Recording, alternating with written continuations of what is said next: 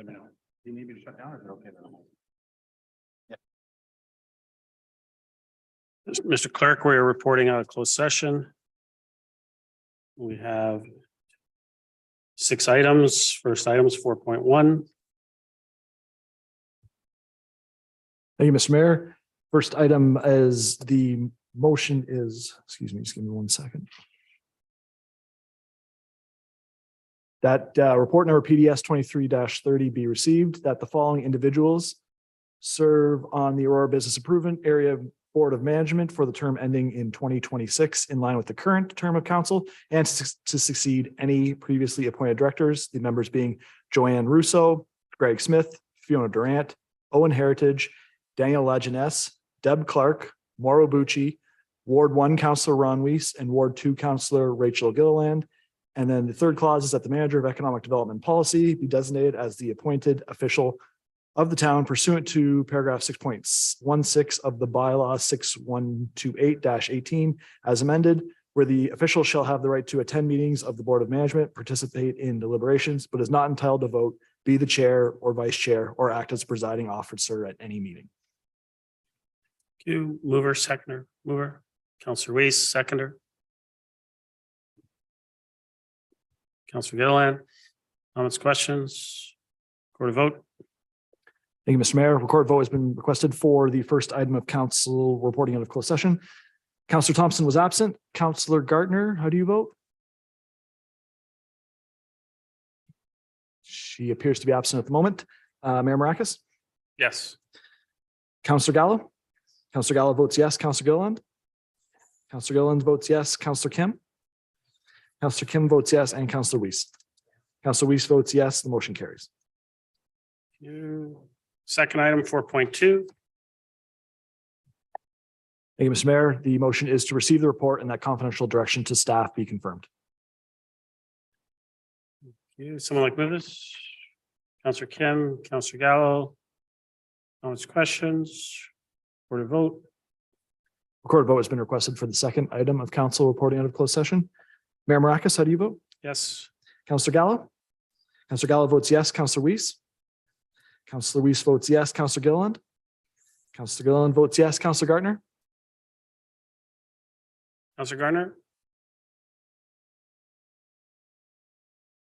Can you hear us, Councillor Gardner?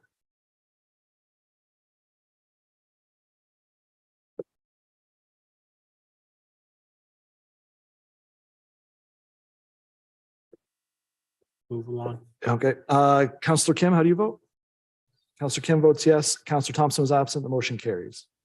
Thank you. Next item, 4.3. The motion is to receive the report and that council or confidential direction to staff be confirmed. Someone like to move that? Councillor Reese, second. Councillor Gallo. Questions? Record a vote. Recorded vote has been requested for the third item of council reporting out of closed session. Councillor Gardner is absent at the moment. Councillor Thompson was absent. Mayor Maracus, how do you vote? Yes. Councillor Gallo? Councillor Gallo votes yes. Councillor Weiss? Councillor Weiss votes yes. Councillor Kim? Councillor Kim votes yes, and Councillor Gilliland. Councillor Gilliland votes yes. The motion carries. Thank you. Next item, 4.4. Fourth item of council reporting out of closed session is to receive the report and that confidential direction to staff be confirmed. Mover, seconder. Councillor Gallo, Councillor Kim. Comments, questions? Record a vote. Record vote for item number 4 of council reporting out of closed session. Councillor Thompson was absent. Councillor Gallo, how do you vote? Councillor Gallo votes yes. Mayor Maracus? No. Councillor Kim? Councillor Gardner is still absent. Councillor Gilliland? Councillor Gilliland votes yes, and excuse me, Councillor Kim voted no. And Councillor Weiss? Councillor Weiss votes yes. The motion carries. Thank you. 4.5. The fifth item of council reporting out of closed session is to receive the report and that confidential direction to staff be confirmed. Mover, seconder. Councillor Gallo, Councillor Weiss. Comments, questions? Record a vote. Recorded vote has been requested for the fifth item of council reporting out of closed session. Councillor Gallo, how do you vote? Councillor Gallo votes yes. Councillor Kim? Councillor Kim votes no. Councillor Gilliland? Councillor Gilliland votes yes. Councillor Weiss? Councillor Weiss votes yes. Councillor Gartner is still absent. Councillor Thompson was absent and Mayor Maracus. No. The motion carries. Thank you. 4.6. The sixth and final item report of council reporting out of closed session is to receive the report and that confidential direction to staff be confirmed. Someone like to move that? Councillor Gilliland, second. Councillor Weiss. Comments, questions, record a vote. Record a vote has been requested for the sixth and final item of council reporting out of closed session. Councillor Gartner is still absent. Councillor Weiss, how do you vote? Councillor Weiss votes yes. Councillor Gallo? Councillor Gallo votes yes. Councillor Kim? Councillor Kim votes yes. Councillor Gilliland? Councillor Gilliland votes yes. Mayor Maracus? Yes. Mayor Maracus votes yes, and Councillor Thompson was absent. The motion carries. Thank you. Confirming bylaw. Councillor Gallo, Councillor Kim, all those in favor? Opposed? That carries. Motion to adjourn. Councillor Gilliland, Councillor Kim, all those in favor? Opposed? That carries. We're adjourned.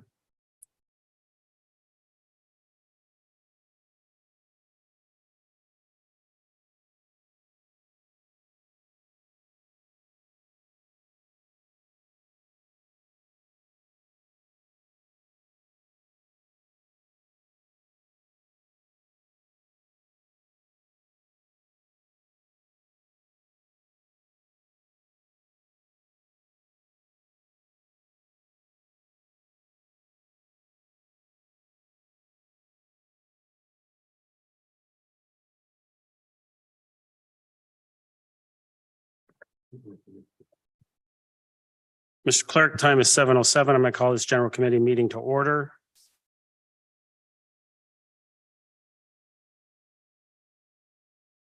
The town of Aurora acknowledges that the Anishinaabe lands on which we live and work are the traditional and treaty territory of the Chippewas of Georgina Island, as well as many other nations whose presence here continues to this day. As the closest First Nation community to Aurora, we recognize the special relationship the Chippewas have with the lands and waters of this territory. They are the water protectors and environmental stewards of these lands, and as a municipality, we join them in these responsibilities. We further acknowledge that Aurora is part of the treaty lands of the Mississaugas and Chippewas recognized through Treaty Number 13, as well as the Williams Treaties of 1923. Shared understanding of the rich cultural heritage that has existed for centuries and how our collective past brought us to where we are today will help us walk together into a better future.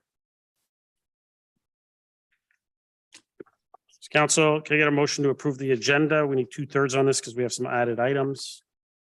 Councillor Weiss, second. Councillor Thompson. Any comments or questions on that? Call the vote. All those in favor? Hands up high. Opposed? That carries. Any declarations of pecuniary interest? Seeing none. Okay, we'll move to delegations as we have no community presentations. First up, 6.1, we have Wendy Kenyon, Vice President, Henderson Forest Aurora Ratepayers Association regarding item 9.1. Ms. Kenyon, welcome. You have 5 minutes and the floor is yours.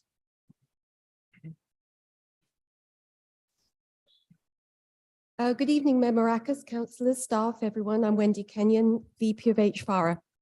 I'm not here tonight to try and stall a development. We all know it's a done deal, but I think it could have been a far better deal for the wildlife that's really struggling right now.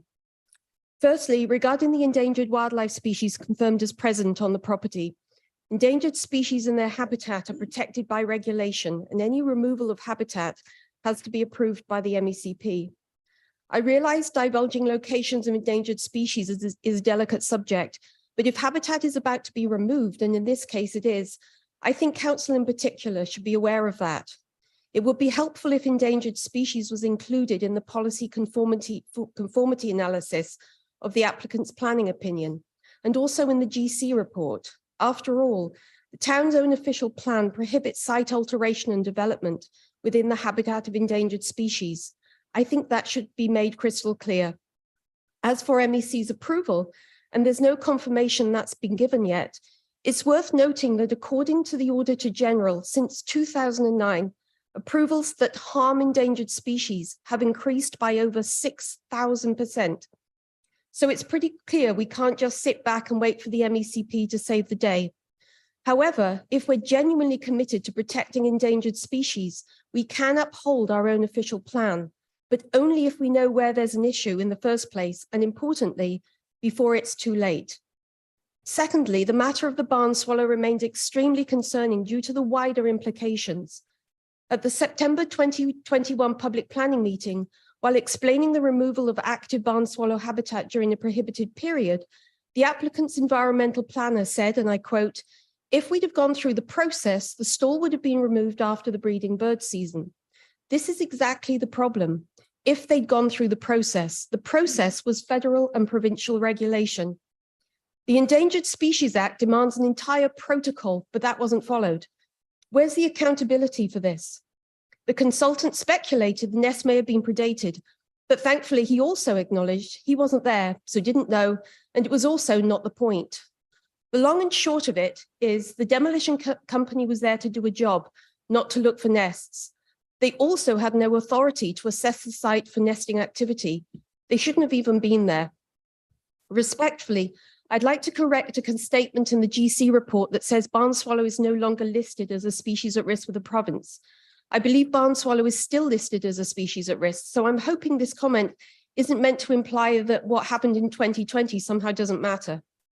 Perhaps there's confusion with the fact that just 6 weeks ago, barn swallow status in the ESA changed to special concern.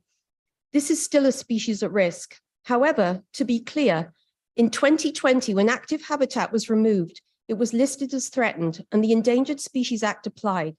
What's more, the Migratory Birds Convention Act, which prohibits site clearance during the height of the breeding bird season, still applies. And here's what's important. The 2021 federal assessment remarks that Ontario is still experiencing a substantial downward decline, offset by gains in Saskatchewan, and the species may become federally threatened again if threats continue or worsen. One such threat is habitat loss. We can all see what's happening in southern Ontario, so it stands to reason that the barn swallow is still in trouble and will remain so if developers fail to follow the rules. Shining Hill has since offered to build a new nesting structure this year, but considering a replacement should have been up and running 3 years ago, I think this offer falls short of what should be acceptable. After all, if developers can remove protected habitat during prohibited periods with no accountability, this makes a complete mockery of regulation. In closing, even though this is a done deal, I'm so disappointed that more care could not be taken to protect the wildlife on these sensitive lands. I've just scratched the surface here. There's also the problem of narrow buffers, loss of wetland, future trails along and encroachment into sensitive wildlife habitat, and so the list goes on. Wildlife that once roamed throughout the lands will be driven into remaining natural areas, resulting in risks of overcrowding and competition for limited resources. It's tragic. So what can we learn from this? I think developers should be required to respect regulation at all levels. There should be proper accountability. Critical reports that analyze applicable policy should include endangered species regulation when it applies. Going forward, and with Bill 23 coming into play, it's going to be even harder to ensure respectful development on environmentally sensitive lands. Therefore, we need to trust that right will be done, even when the curtains of scrutiny are closed. Thank you. Thank you. Councillor Kay, a motion to receive and refer to 9.1. Councillor Gardner, seconder. Councillor Gallo, any questions for the delegate? Councillor Gallo. Thank you, Ms. Kenyon. Through you, Mr. Mayor. First off, thank you for all of the work you do. I know this is not in your backyard, so your motivation is certainly not. It's personal, but it's not because of where you live, and your perspective is clear to me. You're looking after the town in ways that I can't even comprehend, and what you've just said speaks to that. Just one quick question. You spoke about following process. If in your opinion, what should have been the proper process? Well, Ms. Kenyon? sorry, through you, Mr. Mayor. what should have happened is that as soon as the nest was found, it should have been protected, and the NHIC should have been alerted. Then all work should have stopped. The area protected. Nothing would have happened for that season, and then at the end of that season, an alternative structure would have been constructed before the beginning of the next season. And that nesting structure would have had to have been seen to be up and running before the existing structure could have been taken down. So, you know, it's very specific what should have happened, and it didn't. The demolition firm shouldn't have even been on the site at the time, because accidents do happen, but it wouldn't have happened if they had been following process. Councillor. Thank you. And I had a sense of that, but I just wanted to make sure it was on record of what should have happened versus what did happen. And I agree. I mean, this is pretty much a done deal. But notwithstanding that, your perspective is valid. And I hope you're not, I hope you continue to be motivated and do these things for other developments, because it helps me greatly. Thank you. Thank you. Councillor Gardner. Thank you, Mr. Mayor. I certainly echo Councillor Gallo's words. You know, a lot of people don't think that this is important, but it's extremely important, because these species are our species, and their well-being at the end of the day is our well-being. Councillor, I hate to interrupt. Do you have a question for the delegation? Yes, I do. Thank you very much. Yep. So you're referring to the little brown myotas, well, the bar and swallow as well.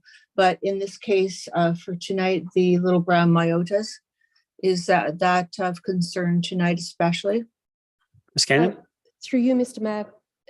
Yes, that is the endangered species that has been confirmed as present. It was identified at 5 of the 7 acoustic monitors on the property. Councillor? And some of those locations are at risk this evening? Ms. Kenyon? I believe, through you, Mr. Mayor, I believe so. Yes, the roadway in particular, the main road that goes through to Newmarket, appears to cut through significant woodland that contains monitors, or contained monitors that picked up the little brown myotis. Councillor? Thank you very much. Thank you. And thank you for your work. Thank you. Any other questions for the delegate? Seeing none, Ms. Kenyon, thank you very much for coming this evening and for everything that you do. Thank you. Council, call the vote. All those in favor? Opposed? That carries. 6.2. Maricella. Maricella, I always get your last name wrong. I apologize. Sauceda? Did I say it right? Oh, perfect. Maricella, you have 5 minutes and the floor is yours.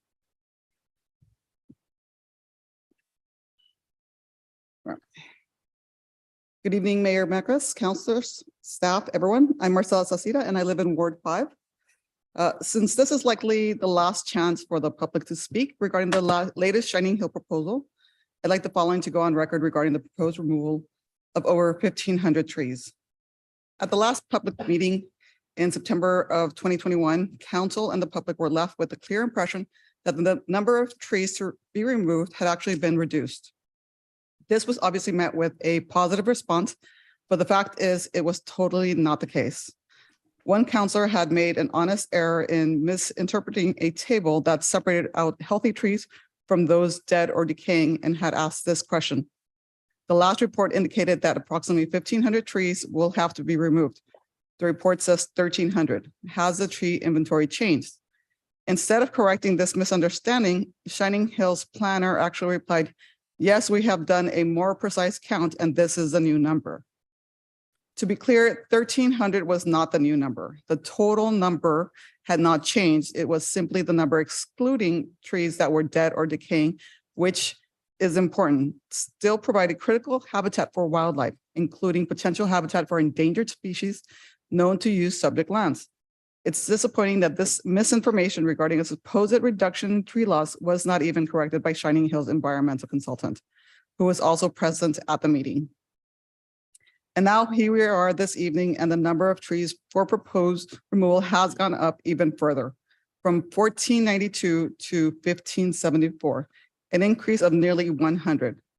Only 507 trees are being retained, none above 20 centimeters at the diameter at breast height, DBH.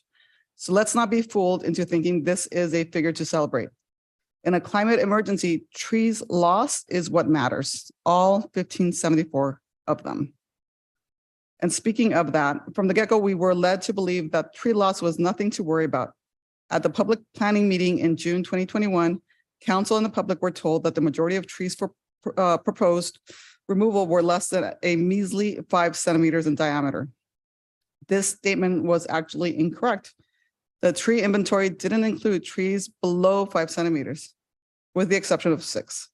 On the contrary, 99.9% of the 492 trees to be removed were at the very least 5 centimeters, not less. And we know that hundreds are well above that, with the majority in the higher width category and 464 trees greater than 20 centimeters DBH.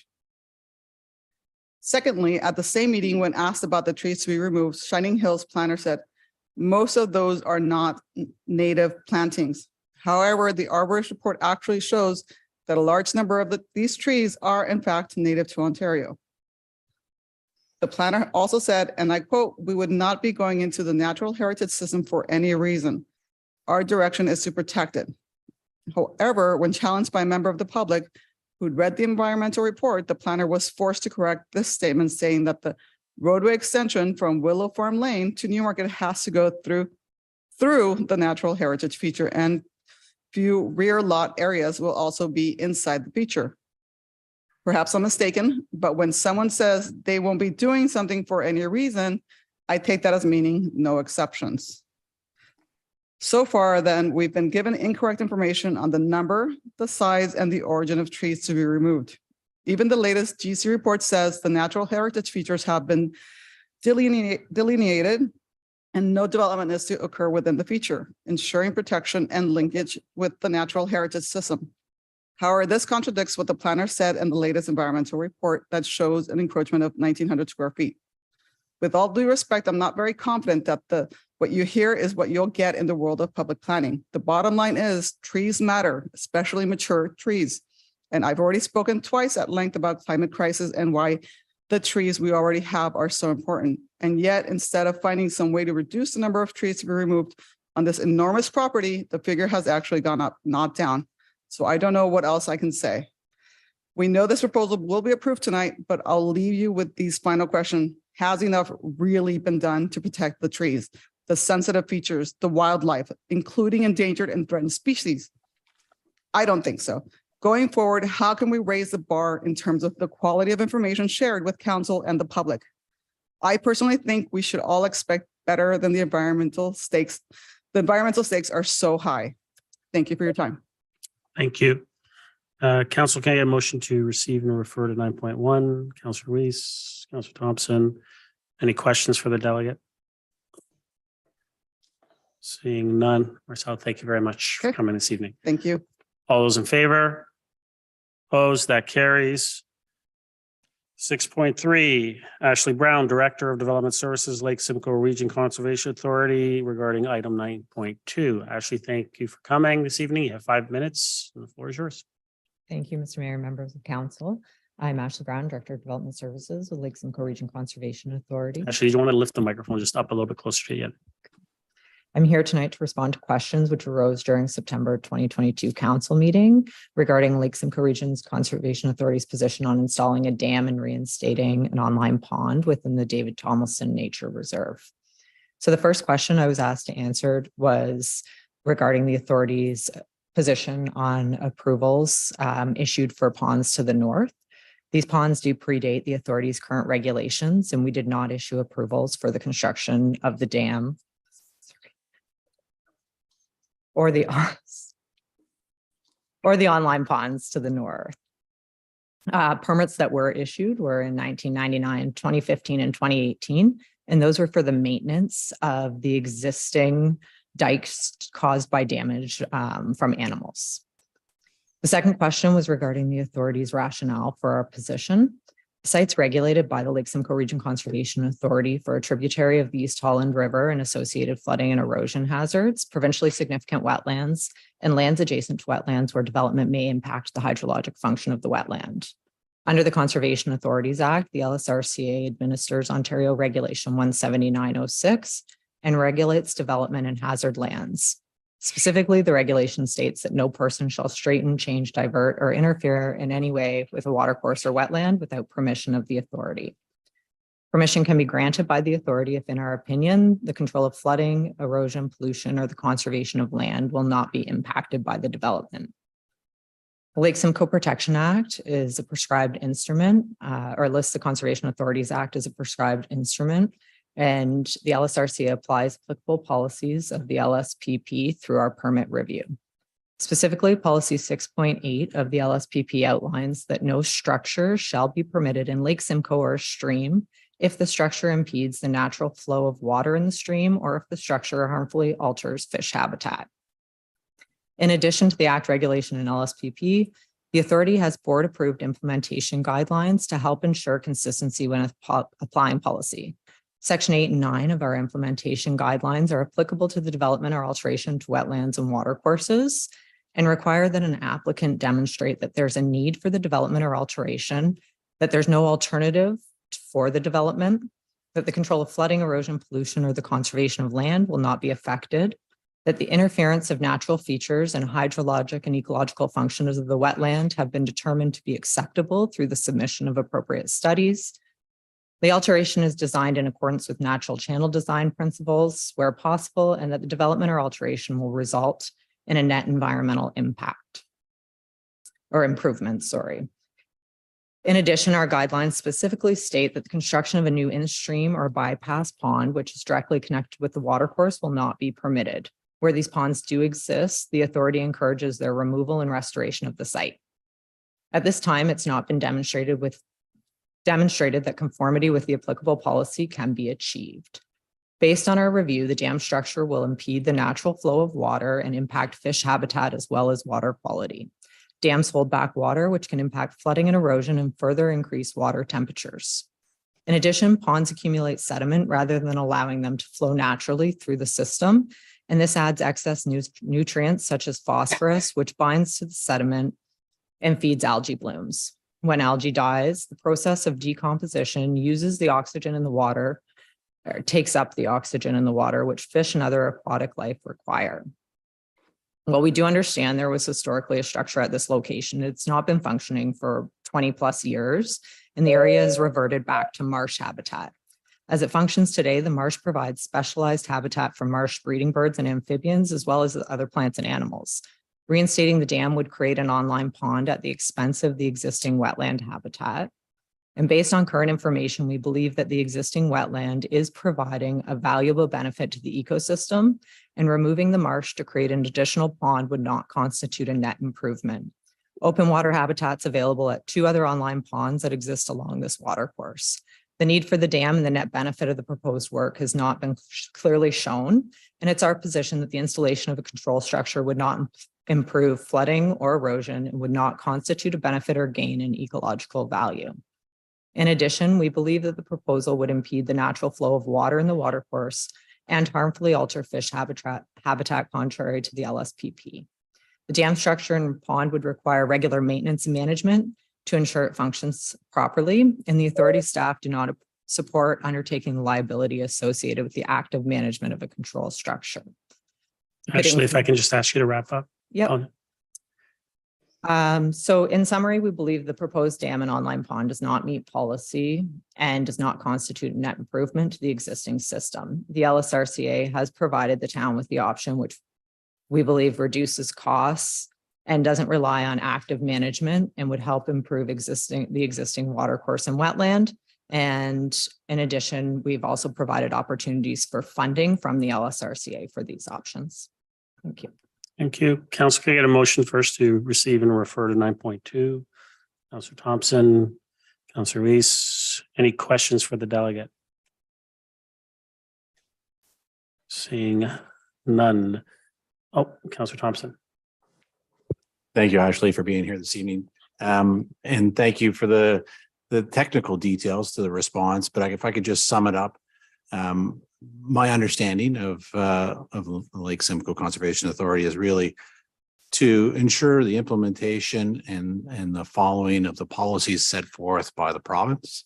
And in this Councillor, particular, sorry, and just because I interrupted. No, I got Councillor a Gardner, question. Yeah, I got a question, please. So just to summarize what you were saying, and it speaks to it in our report, essentially, you are looking for the town to adhere to the guidelines set forth both in the Ontario Regulation 179-06 as well as the Conservation Authorities Act, specifically section 9.2.2, which states that the construction of a new in-stream or bypass ponds, which are directly connected with a watercourse, will not be permitted. Is that accurate? Ms. Brown? Yes, we would require information that would support existing policy. Thank you. But well, actually, Councillor? but it's not necessarily just policy because it's adhering to legislation that's in place. Ms. Brown? Policy you. and legislation. Sorry, through you. Mr. Thank Mayor. you. Thank you. Councillor Gallo? Thank you. Has the authority done any studies that you could share that specifically back up your issues? Ms. Brown? Thank you, through you, Mr. Mayor. So there is an ecological integrity monitoring report for this area. There's multiple years of information which we've reviewed, and this information supports the marsh habitat, and it also shows that there has been actually a decrease in temperature at this location or in this reach, which is a huge improvement in the overall system, in our opinion. The authority also does regular monitoring, fish, benthics, turbidity along multiple different reaches. I don't have any specific monitoring that the authority has done in this location other than to reference that it is considered warm water at this time. Councillor? So sorry, there are no specific studies that the Conservation Authority has done in this specific site? Ms. Brown? Not that, through you, Mr. Mayor, I've not reviewed any specific studies at this site, with the exception of the ecological integrity monitoring report, which was provided to us from the town and has been conducted over several years in this area. Councillor? Thank you, but through you, the Conservation Authority has not done any studies to support your position specifically for this site. Ms. Brown? Through you, Mr. Mayor. So again, in terms of supporting our policy, we've done literature review and studies, and throughout the watershed and other conservation authorities as well have done the same. And it supports our position for not supporting online ponds and dam structures. In regards to specifically studying this reach, I do not have any information on that at this time. And Councillor? through you, Mr. Mayor, is the North Pond an online? Ms. Brown? Mr. Mayor, yes, the North Pond, there's 2 ponds online to the north that are operated by Ducks Unlimited. And part of our position is that that provides habitat for shorebirds and could function as the town, or as Mr. Tomlinson would like to see. And we should keep the existing habitat in the marsh here to support a more diverse ecosystem. Councillor? So there are some exceptions sometimes. Ms. Brown? Through you, Mr. Mayor, those north ponds were not approved by the Conservation Authority. They predate our regulation. If they were to come in and apply today, then no, they would not be approved. Councillor? So you agree with them the way they are in the current position, but if they were to apply again, they wouldn't be allowed to be put there. Ms. Brown? Through you, Mr. Mayor. No, we don't agree with them as they are today. Again, we encourage removal of online ponds. The authority actively encourages that. We've removed ponds on our own lands. And if given the opportunity, we would encourage that those ponds be removed. However, we can't require them to be removed. So if they need maintenance, then there's no reason that we wouldn't issue a permit. It's not degrading the ecosystem in that area any further than it is already. Councillor? Yeah. Thank you. Okay. Any other questions for the delegate? Councillor Gilliland. Thank you, through Mr. Mayor. I just wanted to know, you had quite a lengthy delegation and it was quite hard to hear. And I was hoping maybe perhaps you could maybe send that as submission to council between now and when we go to, well, this is general council, Mountain Council. So at least we have a copy of that. And so at least we can review the comments of the Lake Simcoe Conservation Authority and any other kind of information or reports that are relevant that you may have on file on that property would be helpful. Ashlea, yes. Thank you. Thank you. Councillor Thompson, second time. Thank you. Questions, please? Yes. Perhaps you can just expand upon what you mean by the ecological integrity monitoring report. I'm just not clear because I know Councillor Gallo was looking for something that was specific to this area. And you seem to allude that, yes, some of that data is specific to the area. And for those of us, myself included, that may not know what exactly that monitors, I was hoping perhaps you could shed some further light on why it's specific to that area and what exactly does the report tell us? Ms. Brown? Through you, Mr. Mayor. So as part of the 2C development area, these reports were done, monitoring occurred, and they were submitted to the town. And then those were provided to us for our review so we could see the habitat that was being provided, species that were there, and as well as the temperature monitoring for the watercourse. Councillor? So thank you. So I understand. So primarily what it shed light on for you, so to speak, is the temperature of the water and your ability then to classify it as warm water, as you spoke earlier. Is that fair? Ms. Brown? Through you, Mr. Mayor. That was one of the things that we highlighted in the report because it was such a big difference. The drop in temperature from a warm water system and what we would assume to be a warm water system, and see the cooling is a benefit in our opinion. There was also information about the bird species that were existing and using it. And there was potential habitat for a threatened species, as well as a few different unique species that were highlighted. So we use that to form our opinion on the value that's being provided by that marsh habitat. Councillor? Thank you. One final. So then your opinion really is based on the strength of the knowledge that you have accumulated, not just yourself, but everybody that works for LSRCA, the experience, policies, and this data as well, that accumulated into what your opinion is about why it shouldn't be allowed. Ms. Brown? Through you, Mr. Mayor. Yes, that's Thank a you. good summary. Thank you. Any other questions for the delegate? Call the vote. All those in favor? Opposed? That carries. Ms. Brown, thank you very much. 6.4, Ryan Panet. And Mr. Panet, I'm assuming Matt Kinsella is not here because I have enough. Okay, thank you. So you have 5 minutes and the floor is yours. Great, thank you. Is this high enough? Or should I go up any higher? Doesn't go any higher. We can hear you. Thank you, everybody. So Ryan Panet here, currently living in Ward 5 and hoping soon to be back in Ward 1. I want to thank you for giving me the opportunity to join the meeting and offer up a few words about our application. I hope it's evident in the report that you received that my wife and I put a lot of thought and consideration around how to move forward since the house fire last January. We've explored all the options, and in the end, we've determined that it's best for us and our young family to remove what's left of the home and rebuild a house that we that will ultimately feel really safe in and comfortable raising our 3 young children in for the next several years. I mean, we fell in love with that neighborhood the first time we drove through it, and we were lucky enough a couple of years after that to be able to move into the neighborhood. And our kids have made some best friends in that neighborhood, and we've all experienced some great times over the short time that we were there. And so it's been really sad over the last year that they've missed out on that good time with those friends. And as some of you guys know and are familiar with that neighborhood, major part of the charm is the connection to the past, and we understand that. And it feels safe, and it has a great sense of community. And above all, it's got this beautiful charm that's just been developed over generations. And the reason I'm saying this is I just want council to know that we have a great deal of respect for the history and the heritage and everything about that community.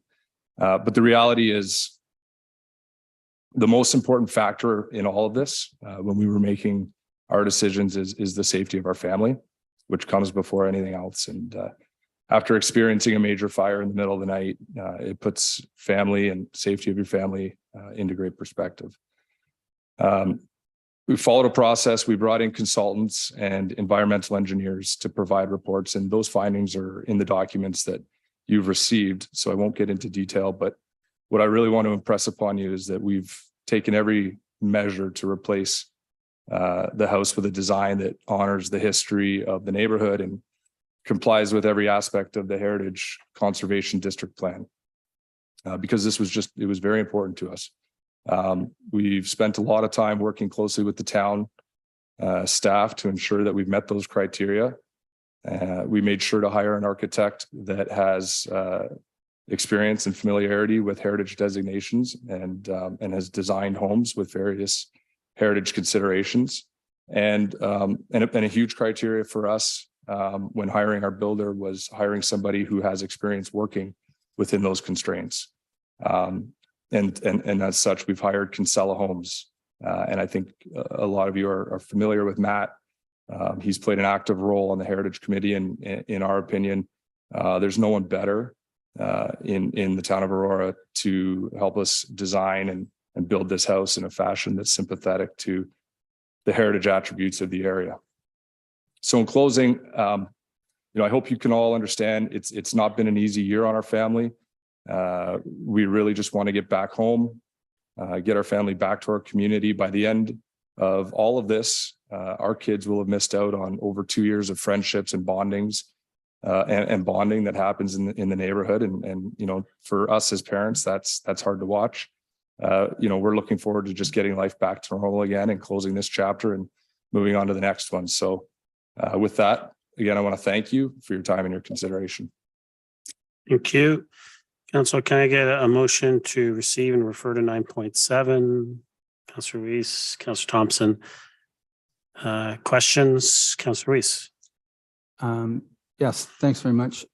Brian, so sorry for the loss of the home. And I know you've done a lot of work on trying to make sure the demolition of it is appropriate and that you have respect for the heritage nature of that community. And I know it's a tight-knit group there. Can you, in the absence of our Heritage Advisory Committee that we've just approved this evening, can you give us a little idea of the surveying you've done in the neighborhood? And you say you have the close-knit relationship with people. Give me an idea of what you've done and all the rest of it so we can be comfortable in the absence of the Heritage Advisor. Brian? Yeah, thank you.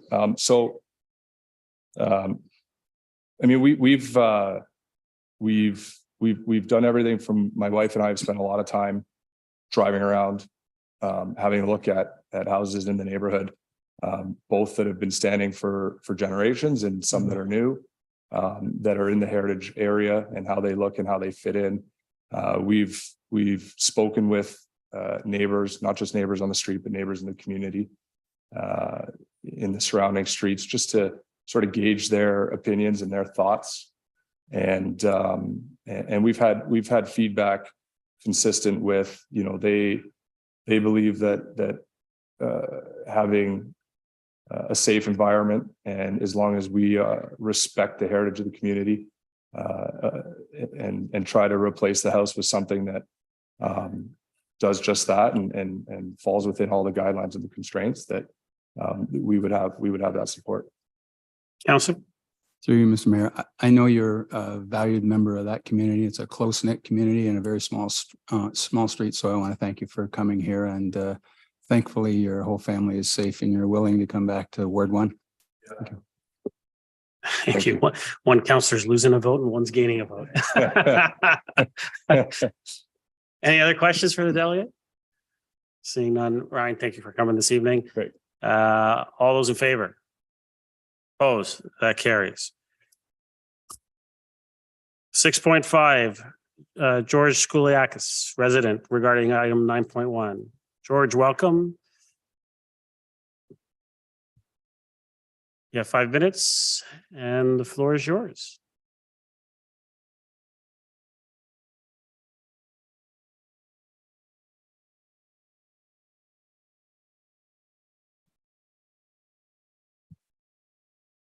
Good evening, Mayor Maracas, councillors, staff, everyone. My name is George Skoulikas, President of HFARA. Thank you for giving me the opportunity to speak tonight. As I have mentioned many times before, I would like to begin by stating that I'm not opposed to healthy, responsible development that is consistent with the applicable regulation. However, responsible development implies caring for our environment and avoiding adverse impacts to environmentally sensitive lands. We can all agree that the Shining Hill properties are environmentally sensitive lands, and the new owners knew what they were dealing with when they purchased these lands. Therefore, this isn't about how they've protected these lands. It is about how much they've not protected. Furthermore, all the consultant reports, including the NHE, mean nothing if the applicant is not adhering to the policies that afford these lands protection from inappropriate development. Unfortunately, it is now apparent that the natural heritage system and wildlife are not being protected, and as was assured by the applicant's consultants. Here's a partial list of, in my opinion, egregious abuses that have transpired on these subject sites in no specific order. Encroachment into natural heritage features, insufficient buffer zones, removal of wetlands, building demolitions without permits, namely a 27,000 square foot stable, unauthorized removal of threatened species habitat, and removal of trees prior to MECP approvals. Tonight, I would like to address my concerns with the way the MECP approvals for the access road to St. Anne's School has been conducted. Here's a chronology of events that have taken place in the past 12 months. February 9, 2022, applicant submits memorandum to MECP providing results of an endangered species habitat assessment and request approval to remove 0.95 hectares of wooded area. February 15, 2022, GC meeting. Applicant requests rezoning a portion of the subject site to permit a new private school, St. Anne's School. Slide 1, please. In addition, a site plan was presented for the new access and associated with servicing at St. Anne's School via 162 St. John Sideroad. Thank you. Sorry about that. As you see there, that's the access road. In addition, the site plan was presented for a new access road and associated site servicing for the St. Anne's School via 162 St. John Sideroad. To accommodate the proposed access road to the school, Operations Park Services Division said that 80 trees will have to be removed. Regarding the removal of the trees, the planner for the applicant responded, and I quote, "The process requires us to have the clearance from the Ministry of Environment." The environmental consultant for the applicant later stated, "We submitted a memo to MECP as is required, and we are waiting for their final word." HFARA has repeatedly requested to see the MECP approval letter, and to date, we have not seen anything. February 22, 2022, council meeting. Zoning bylaw enacted, requested on February 15 is enacted. February 25, 2022, applicant submits arborist report titled Shining Hill Streets A and B. Only trees above 20 centimeters DBH are inventoried, and 101 are proposed for removal. The arborist report for streets A and B also states that no trees, dead or alive, should be removed without MECP confirming that the ministry has no concerns. February 25, Operations Services Parks Division, towns issues permit to injure or destroy 101 trees, and the week later, March 2nd, permit is authorized. March 19 to 13, 2022, we have photographic evidence that the trees are removed. All this taking place while MECP approvals are still not approved. Slide 2, please. September through October, grading and infrastructure issues.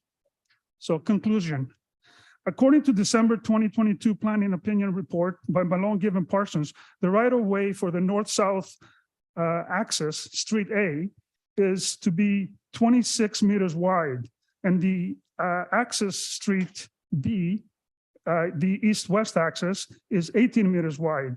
So if you compare these two slides, you'll see that the grading that's been done recently, the bottom slide is approximately estimated to be 80 to 100 meters wide, much wider than presented by the applicant's planner, and is also much further to the east and to the north.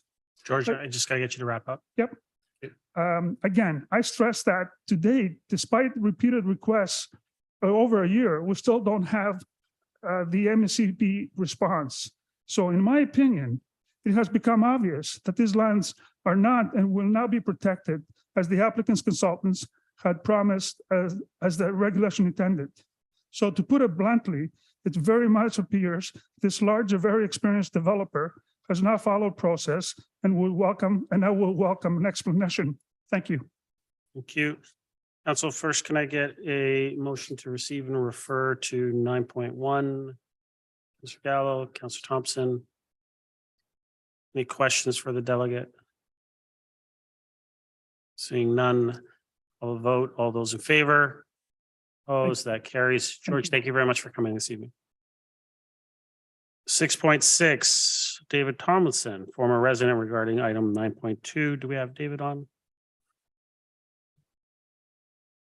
Okay.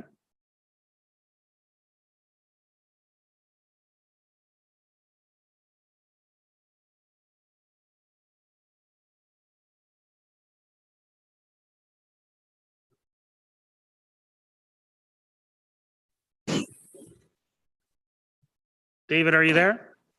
Yes, I'm there. Okay, good. So you have 5 minutes. Did you want me to let you know when you coming up to 1 minute, or do you want me just to let you know when you've come to 5? Just fly on to the 5 minutes. Shouldn't take 5 minutes. Shouldn't take 5 minutes. Okay? Yeah, go ahead. And David, if I don't know if it's because you're close to the mic, there's a bit of a scratching going on, so it's making it just a little bit difficult to hear you. So I don't know if you move back or something, if that might help, or if you have a headset, maybe if you move the. No, this is my first Zoom meeting ever. So no, I actually, right now it sounds perfect. So go ahead. I'll let you go. I have a clue what I'm doing. Okay. I basically support the town's general committee report on the nature reserve phase 2 options. My main concern is the conservation remarks on page 3 concerning the construction of the new in-stream or bypass ponds. The construction of the shore-based scrape, this is not creating a new pond, but repairing the dam and controls of an existing historic pond would be at the expense of marsh habitat. This originally was a muddy location, and it's only when the dam was damaged that the area turned into cattail. Before that, it was a shorebird scrape. And as far as ecology is concerned, the loss of the area there is nowhere near as important as the recreation of the scrape, because we've got lots of cattail marsh already in the nature reserve. The other thing is the concern about the sedge wren. The sedge wren does not breed on the shorebird scrape. It breeds in the wet marshland, grassland adjoining, which is preserved. The least bitten they referred to doesn't even nest anywhere near the scrape. It nests on the North Pond. So this really is irrelevant, that information. They're saying that the scrape will increase the temperature of the water. Well, if it does, it's only going to flow into two other online in-stream ponds, which is the Central Pond and the North Pond. And then it will just become whatever temperature the water in those become. So it's not going to do much warming up. The other thing is, when it originally was a shorebird scrape, the water in it stayed there all summer long and just slowly evaporated because there was no flow from the scrape into the pond. That's what created these superb conditions for the shorebirds. They're saying that the water quality, is it will create algae I never saw any algae in this when it was a shorebird scrape. So I don't think that would be a problem either. Generally, as I've said before, you know, that if the area is pristine like the Origins Moraine, not having dropped online pond is a good idea. But in urban areas, virtually every wetland is on an online pond. In Aurora, all the ponds in the nature reserve are online ponds, everyone. Mackenzie Marsh is an online pond. Fairy Lake in Newmarket is an online pond. If we destroy all these ponds to get the water cool, we'll lose virtually all the wetland habitat we have in urban Ontario. And where nature parks are concerned, where nature reserves are concerned, we really have to start following the UK example. And in the UK, 90% of Britain's rare birds nest on managed nature reserves. And to do this, they virtually got rid of all the regulations and made every regulation that we could use stopboard dams to virtually control the water levels in all areas of these nature reserves.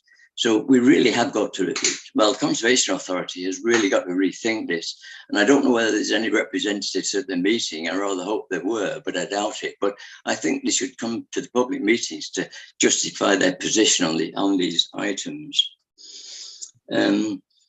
Other than this, I have one other major concern, which is that David McLaughlin, who was the DU biologist, originally didn't like the main trail on their property, which adjoins the shorebird scrape.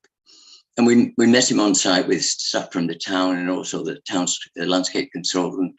And I walked over the site with him, and he agreed that if the trail was moved onto town property, it would be very detrimental to the shorebird scrape.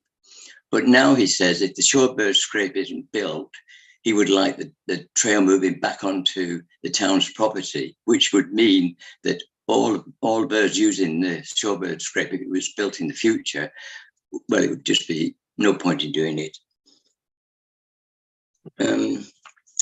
In general, David Suzuki at a recent International Biodiversity Conference in Montreal gave a keynote speech that pointed out that from a conservation point of view, the best way to protect habitat diversity and prevent species extinction was to begin at a local level.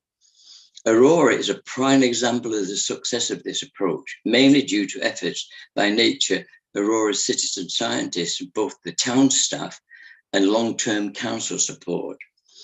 Over a period of 23 years, changes to the breeding bird population have been recorded in the nature reserve as development around the boundaries progress. We have a complete record of every bird nesting in the nature reserve for the last almost 20 years. The breeding birds of Aurora population has also been totally plotted, 104 species. And this is in a book entitled The Breeding Birds of Aurora, Mapping, Monitoring and Managing, published in 2017. There's 2 copies of this book in the library if anyone's interested in what birds we have in Aurora. In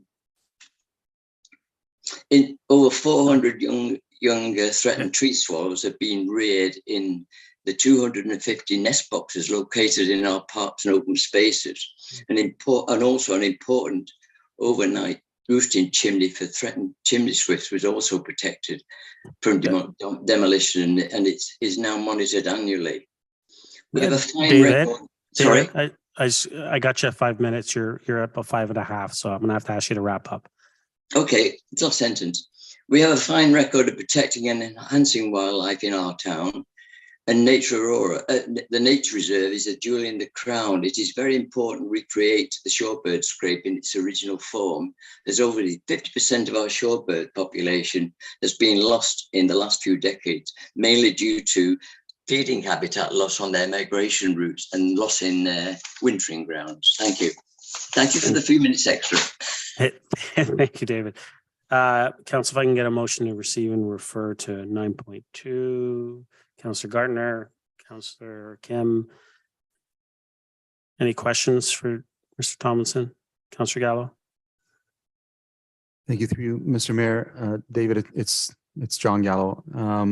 You mentioned something about the water temperature. did I understand you correctly that if this is an online pond, that the claims are the water temperature would go up, but if it isn't and it's flowing naturally, it would flow into the north pond? Is that correct? Which is an online No, pond? if it, as it is at the moment, it flows into the south pond, the DU pond, it flows through a cattail marsh into the south pond. And the original shorebird scrape was really interesting because it had a dropboard dam. It's an intermittent stream feed. It's not a regular water flow feeds the shorebird scrape. It's an intermittent stream. The dam would preserve all the spring flow off and snow melt. And then the water flow would stop and the water would slowly evaporate as the pond heated up. Gradually, the mud would be exposed. And this was the critical factor in creating the shorebird scrape. So the only time any water flowed from the shorebird scrape into the south pond in the summer was when there was a tremendous rainstorm, which refilled the pond and it overflowed the board dam again. But in actual fact, that rarely happened. That's really why it became a shorebird scrape, because of this slow evaporation of the water and no flow. Does that answer your question, John? It does. I thought it flowed north for some reason, but it flows south into the south pond. It flies north. It flies north. The shorebird scrape is at the most southern part. It's the most southerly part of the nature reserve. Next is the DU property, which is central, then the northern pond. So it flows from into the central pond, the DU pond, in a northerly direction. But it does flow into an online pond. Eventually it does, yeah. And it flows into two online ponds, which the water is heating up in them anyway. Yeah. Thank you. That was it. Thanks. Thank you. Any other questions, Councillor Gardner? Thank you, Mr. Mayor. David, I want to, first of all, thank you so much for caring about this, that you decided to tackle Zoom. I'm sure it wasn't easy for you. So it's always been confusing to me, but I think you've done an excellent explanation tonight.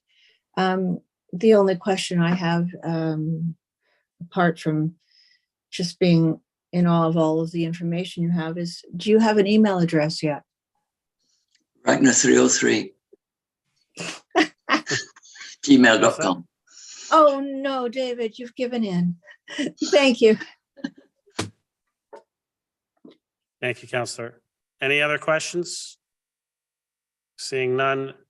Mr. Tomlinson, thank you very much for joining us this evening. And as Councillor Gardner mentioned, for tackling Zoom. We appreciate it. Thank you. Thank you. Council, all those in favor? Opposed? That carries. 6.7, Don Given, Malone Given Parsons Limited regarding item 9.1. Mr. Given.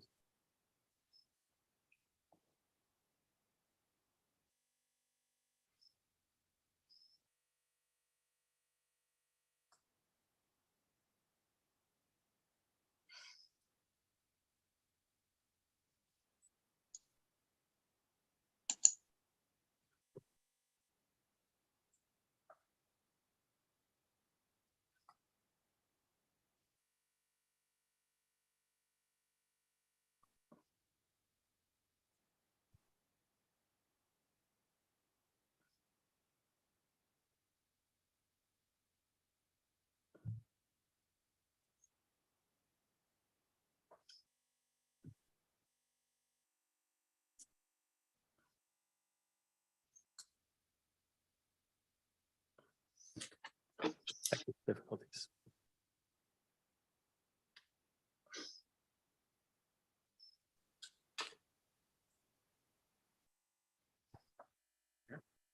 Yeah, it's just connecting.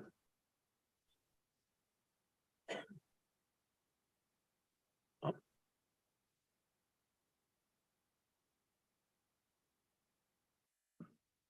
Mr.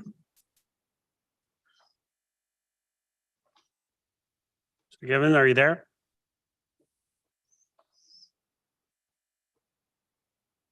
Oh, there you are. Good evening.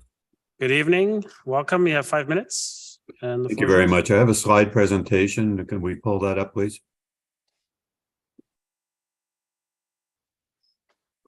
There This will you be go. very brief. Obviously, we're pleased with the staff report. And I would hope that your council is satisfied with the work that's been done over the last couple of years to bring the plan along so that it meets some of the requirements that were outlined to us at the last public meeting. This is the property that we're talking about. It's a fairly significant piece of land and one of the last large pieces of land in the town of Aurora that has development potential. We could go to the next slide, please. As you can see on the property, it's partially developed on the east side where Mr. Dunnan had built his home and the stables and the grounds. And the lands to the west have not been used for anything. They're in a natural condition. Next slide, please. This is part of a much larger development that's going to bridge the boundary between Aurora and Newmarket. The lands to the north and Newmarket have an adopted official plan. Phase 1 on Yonge Street has already been built.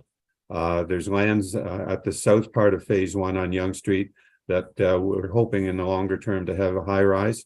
And then in the Aurora side of it, it's basically phase 2 has already been approved. And we're asking you today for phase 3 to be approved with the site specific official plan, with the zoning bylaw and with the draft plan. Next slide, please. This is the larger pictures, just so you have the context.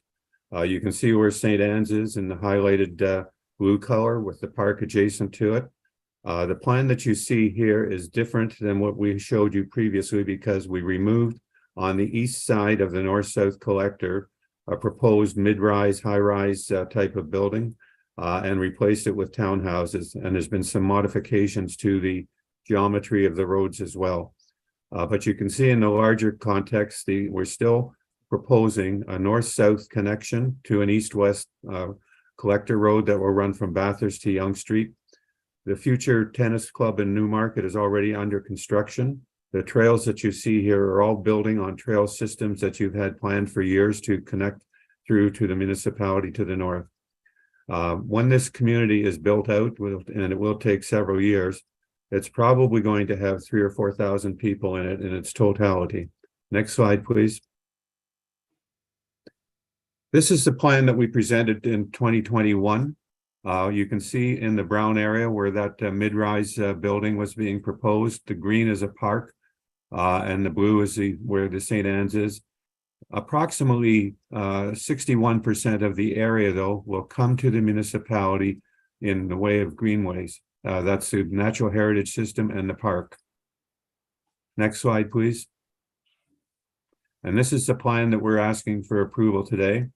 It's been modified a bit so that the road system is slightly changed at the south end so that what was a cul-de-sac coming in parallel to St. John's is now looping up to the main street system. The park is slightly different in shape and size, but the bigger change is on the east side of the street, the collector road, where you can see the yellow area is where the townhouses are that are replacing the mid-rise. And separate from there is a stormwater pond that will be underground, and the surface will be used for parking as a trailhead to access the valley system. Again, about 61% of the total land coming to the municipality in the way of parks or a natural heritage system. Next slide, please. The changes are in statistics. We've reduced the single family lots by 1. Townhomes have replaced the 200 apartment units. So we have a total in the revised plan of 108 units. The natural heritage system, the schools, et cetera, all of the statistics are here for you. This is the plan that your staff have recommended approval for. They have vetted it with the Conservation Authority, with the region, with Ministry of Natural Resources, Ministry of Environment. All of them have come back, and as you can see in your report, making comments that they are satisfied with the changes that have been made. Mr. Chair, members of council, I would hope that you find this acceptable and you will support your staff recommendation. Thank you very much. Thank you, council. First, can I get a motion to receive and refer to 9.1?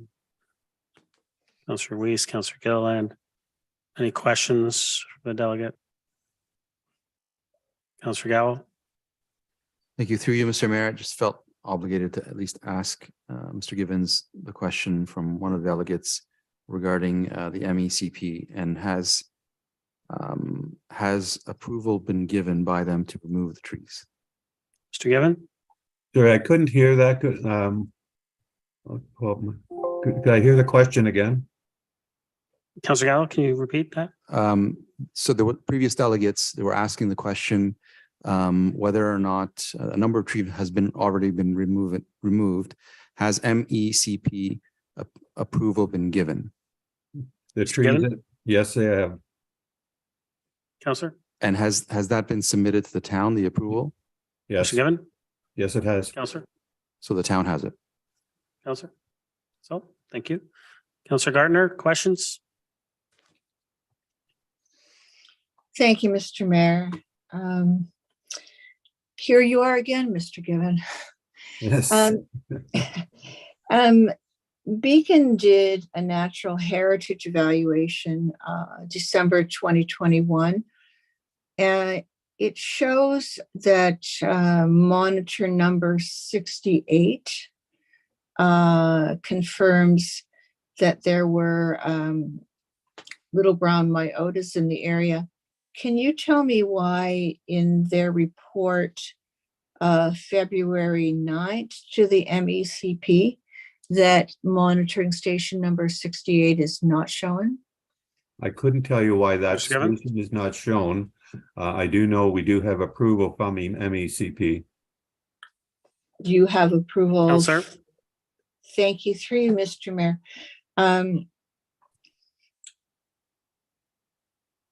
And is that approval at the town? Is it, Mr. Given? like, sorry, I couldn't understand. Does the town have that approval? Yes, and they've reported on it in the report. Councillor? Thank you. I'll ask staff. Thank you very much. Thank you. Councillor Thompson? Thank you. Through you to Mr. Gibbons. Just with regards to the heights, there's a piece in the report that speaks to the height of the townhouses. It says that for the single detached, you're looking for a maximum height of 11 meters. For the townhouses, you're looking for a maximum height of 13 meters. I don't remember seeing that in the past. Is there a technical reason why the townhouses need to have the additional height and why you're asking for 13 meters? Yes, I would happy to answer. Most townhouses that are being built today are 3 stories. Gives more living space for the persons buying the home. While the lot size is smaller, we're getting square footage with the extra floor that gives them almost the equivalent of what a single family house would have. Thank you. Councillor? That's it. Thank you. Any other questions? Seeing none, Mr. Gibbons, thank you for coming this evening. Council, all those in favor? Opposed, that carries. 6.8. Patti, Scully, and Renee McCammon, residents, regarding item 9.5. Welcome. You have 5 minutes and the floor is yours. Good evening. My name is Patti Scully and I moved to Aurora in 1983. My name is Renee McCammon and I have lived in Aurora since 1995. We are members of one of the many weekly hiking groups in Aurora that enjoy the amazing trail system that the town has developed. We are here tonight because we are concerned about the request for a parking bylaw amendment for Benville Crescent. We would like to encourage the town council to continue to ensure that there is accessible parking at all Aurora playgrounds, parks, trails, and trailheads, and that none of these amazing community resources become available to only those Aurora residents who are fortunate to live near them. People are connected to a town's natural resources for many different reasons. In 2020, after visiting several parks suggested to us by the town, we selected Evans Park for Janice Scully's memorial tree and bench, our dear friend and my sister, who was a passionate educator and hiker. The decision to choose Evans Park was based on proximity to the trailhead and accessibility for all, from seniors to young children. But shortly after the tree was planted, temporary no parking signs and a permanent sign directing trail users to park 3.2 kilometers away at Shepherd's Bush were erected on both sides of the street. In effect, this made Evans Park accessible only to the residents of Benville Crescents and those capable of making the trek in. In early 2021, we brought this matter to the attention of the town and the town council. We learned that a safety study had already been completed, which concluded that there was adequate room on the roadway and that no parking restrictions were needed. Councillor Sandra Humphreys instructed removal of all of the no parking signs, and we don't understand what has changed since then. We have read the results of the petition and the report by the Planning and Development Department and would like the town council to consider the following. Number one, concerning the petition, only 7 of 41 households on Benville Crescent want no parking on both sides of Benville Crescent around Evans Park. That would seem a very small number of people that could, if this bylaw is approved, limit the access of all Aurora residents who may want to visit the park or begin a hike at the southern trailhead. Before voting on this bylaw, would it be helpful for the council to hear from other Aurora residents regarding this matter? Would a counter petition of concerned hikers and other users of Evans Park submitted by March 28th be considered by council?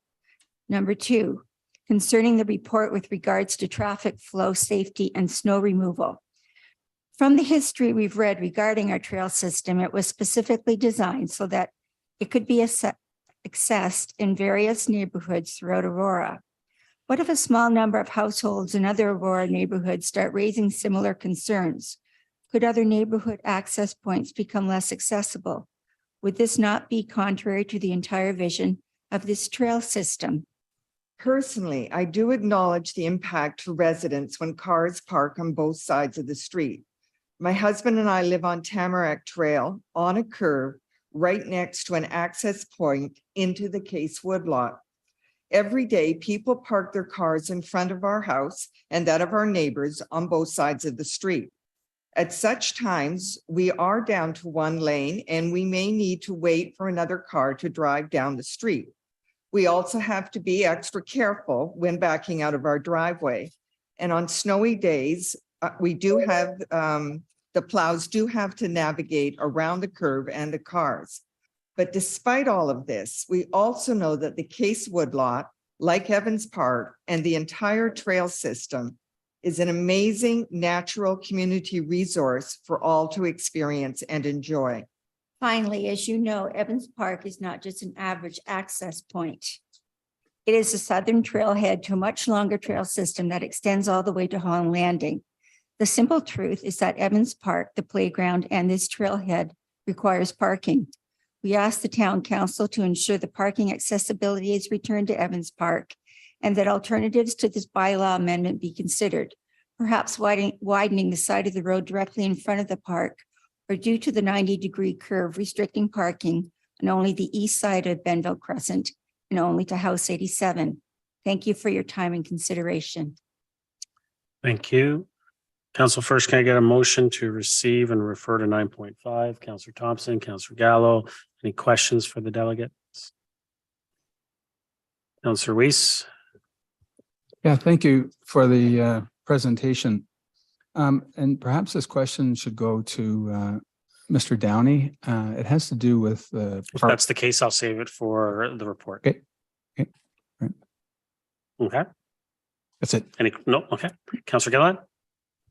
Thank you, through Mr. Mayor, to both of you. At the end of your delegation, I thought I overheard you were asking for parking only on one side would be something that would be okay or accommodate the need. And you were saying one side or the other.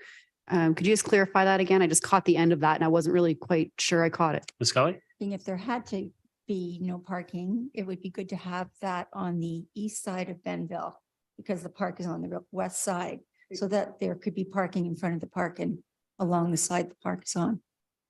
Councillor? Thank you. And just a question about, how busy the park gets there. Did you find that it was a lot busier during, lockdowns and COVID time, and maybe there was a lot more activity than there is now? Like you sound like you guys frequent there very much. So have you noticed a big decline? Ms. Yes. Scully? Yes. I think the times when we have been there, And I recall seeing one family at the playground once. It's been our cars whenever we've been there. Typically, we do come in from Shepherd's Park because We can. we can. And we haven't felt welcome in the neighborhood. There's been a number of incidents, but we recognize it was difficult in, I think it was 2020 because of the construction on Bayview. And when we first called about it, we were told that they were temporary, no parking signs, and that they would come down after the construction was completed in November of that year. The next time we visited was in January to see our friend's memorial tree. And the temporary signs were down and we were really shocked. I sent a picture to everybody of to see this permanent sign. It was large with a map telling people that they couldn't park anywhere on Benville Crescent and needed to, in order to access the beginning of the trailhead or the playground or the park at Shepherd's Bush. So, I mean, we feel strongly about Evans Park, but we are hikers and we start all through the neighborhood every week in different places. And so we know the situation for neighbors is everywhere. And personally, I experience it. It was busier going into the Case Woodlock, much busier during the pandemic lockdowns. And we were thrilled to see people using the Case Woodlock and their dogs and their kids and everything else. And I just think that we have to have a difference between what's good for the individual residents and what's available for the whole town. Councillor? Thank you, through Mr. Mayor. And just finally, obviously you see the difference between during the pandemic. I think a lot of us, if you are trail walkers, you could agree. I mean, that it is not less busy. So if it were to be, say, just on the east side and, perhaps maybe there's some sightline issues or emergency vehicle issues that maybe that's something that we might talk about tonight. Having it open on that one side, would that be sufficient for people to utilize the park as far as how busy it is in your experience going there?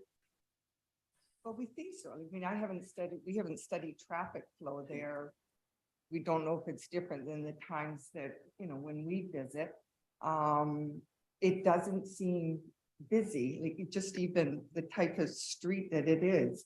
My street, Tamarack Trail, is much busier from what I can see than that would be. But if that curve, because it's a 90-degree curve, is a concern for them, then I think the report says that we would be losing 15 parking spots. We wouldn't lose as many. And from what we've seen, we think that would be sufficient. Councillor? Great. Thank you so much. I appreciate you coming here and sharing your story and giving some context to it. I'm guilty of parking on Tamarack at that trailhead, I can admit. I do like to walk the trails, so I do appreciate the context. Thanks. Okay. Councillor Gardner? Thank you, through you, Mr. Mayor. Just for clarification, did you say the petition was signed by 7 of the 41 homes? Yeah, that's what I read in the report. Yeah, Councillor, it's in your report and it has the numbers. So thank you. So did I hear you offering to try and do a petition on the street? No, not on the street. Okay. We're feeling that other people are impacted. Far more people could be impacted by this. I mean, if you want more context, my daughter used to take my grandsons there to the park to meet a friend that lived in Richmond Hill, 2 mothers visiting while the kids played. So people use the park, they use the trails for different reasons. And to then ask people with little children to park further down the street where there is no sidewalks, that would make me nervous. When I have young children in the car, I want to park right beside the playground. Councillor? Thank you. And did I also hear you say that you come in from Shepherd's Bush because you can? Is that, are we talking about being able versus disabled? Yep. Yes. When we had a memorial meeting, I don't know, when we first planted the tree, there was many people who had donated to it. So Lovely. we let all of those donors know, and maybe that made the residents nervous that all of these people would be coming, but that was back in 2020. Since then, it would have been, a couple of cars, sometimes a handful of cars. Thank you. So the point is to make it accessible for everybody. Yep. Thank you. Thank you. Councillor Thompson, question? Thank you. Thank you both for being here tonight. I think it's important to hear the information that you presented so that council can weigh in and try and find that balance between the needs of the residents that live on Benville as well as those that utilize both the park and the trails. So just want to appreciate you both coming in this evening. Thank you. No question? Nope. I didn't stop you this time because last time you said there was a question coming. But thank you, ladies. Thank you for coming this evening. Positive or not? It could be not. Well, we'll find out through the discussion tonight. So thank you very much for coming. Thank you. Council, all those in favor? Opposed? That carries. Consent agenda. 7.1, memo from Councillor Thompson, Lake Simcoe Region Conservation Authority. That the memorandum regarding Lake Simcoe Region Conservation Authority Board meeting highlights of January 27, 2023 be received for information. Would someone like to move that? Councillor Thompson, second. Councillor Gilliland, any comments or questions? All those in favor? Opposed? That carries. No advisory committee meeting minutes. Council for number items requiring separate discussion. I got a feeling 9.7 will be quick. And so I'm going to move that one forward. It's the heritage one. I believe it's going to be the quickest out of all of them that with people here. So I'm going to put that one first. So 9.7, if everyone's okay with that, we'll start with that. Okay. Recommendation for 9.7 is that report number PDS 23-018 be received, and 2, that the heritage permit application HPA 2023-01 be approved to permit the demolition and replacement of the existing fire damaged structure at 60 Fleury Street with a new it's missing on my sheet. That's why I was looking for a new heritage compatible Edwardian style dwelling, figures 3 to 5. Someone like to move that recommendation? Councillor Gilliland, Councillor Thompson, thank you. Councillor Weiss, go ahead. Yeah, thank you. I'm wondering if we could split this into 2 sections. One is having to do with the demolition, which the proponent has for sure recognized and done all the spade work that's needed in order to get the demolition underway. But we just had approval of our Heritage Advisory Committee today, and I think it would be wise that it be referred to the Heritage Advisory Committee in terms of the architecture, the color, the other things that are in there, in the staff report that I read. And I'm not suggesting that there's anything wrong with it. I'm just simply saying from our procedures, since we have a Heritage Advisory Committee, I think it'd be wise for us to move that part of it to the Heritage Advisory Committee. First of all, can we split it? That's what I want to know from you. Through you, Mr. Mayor, I would make an amendment that something that the heritage, the demolition be approved, and then a second clause that the structure, the new heritage compatible Edwardian style dwelling be referred to the Heritage Advisory Committee. Mm-hmm. So be an amendment, not necessarily a split. Okay. You like to make an amendment? Yes, I'm fine with that. Okay. Is there a seconder for that? Councillor Gilliland? Okay. Speaking to the amendment. Councillor Thompson. Through, speaking to the amendment through to Mr. Ramuno. Mr. Ramuno, in reading the report, I didn't see any concerns regarding the proposed replacement structure listed. So, you know, while I understand Councillor Weiss's request to go to the Heritage Committee, do you or your staff have any concerns that would warrant further discussion? Mr. Ramuno. Through you, Mr. Mayor, no, I mean, again, staff have been working with the applicant to ensure that the design of the replacement dwelling conforms to the Northeast Old Aurora Conservation District Plan. Councillor. Thank you. As we've heard from the resident, they've been out of their home a long time. They want to move forward with their life. There are no concerns listed in the report. They sound like they've done everything they possibly could to adhere to the guidelines that we have presented. Staff have also commented that they have no concerns. I see no reason to further delay their realistic and reasonable request to move forward with their life and rebuild their home. So I'm not in favor of the amendment. Councillor Yao. The amendment. Thank you. Through you to either Mr. Durand or Mr. Ramuno, in terms of timing, if this was to be approved, when would the Heritage Advisory Committee, when would this possibly get in front of the Heritage Advisory Committee? Mr. Clerk, I believe probably April or May. Correct. April or May. And then through you to maybe Mr. Ramuno, knowing that, what type of delay would that Mr. Ramuno. To you, Mr. Mayor. I mean, obviously, we've heard from the owner. They're anxious to get going. We do have a heritage permit that's been submitted, and under the Heritage Act, council has a 90-day needs to deal with the permit within 90 days. So that expires April 27th. So we're cutting it a little short. If council wishes to report back to consult with the Heritage Advisory Committee, we would then have to come back to council and have council endorse the final recommendation. Councillor.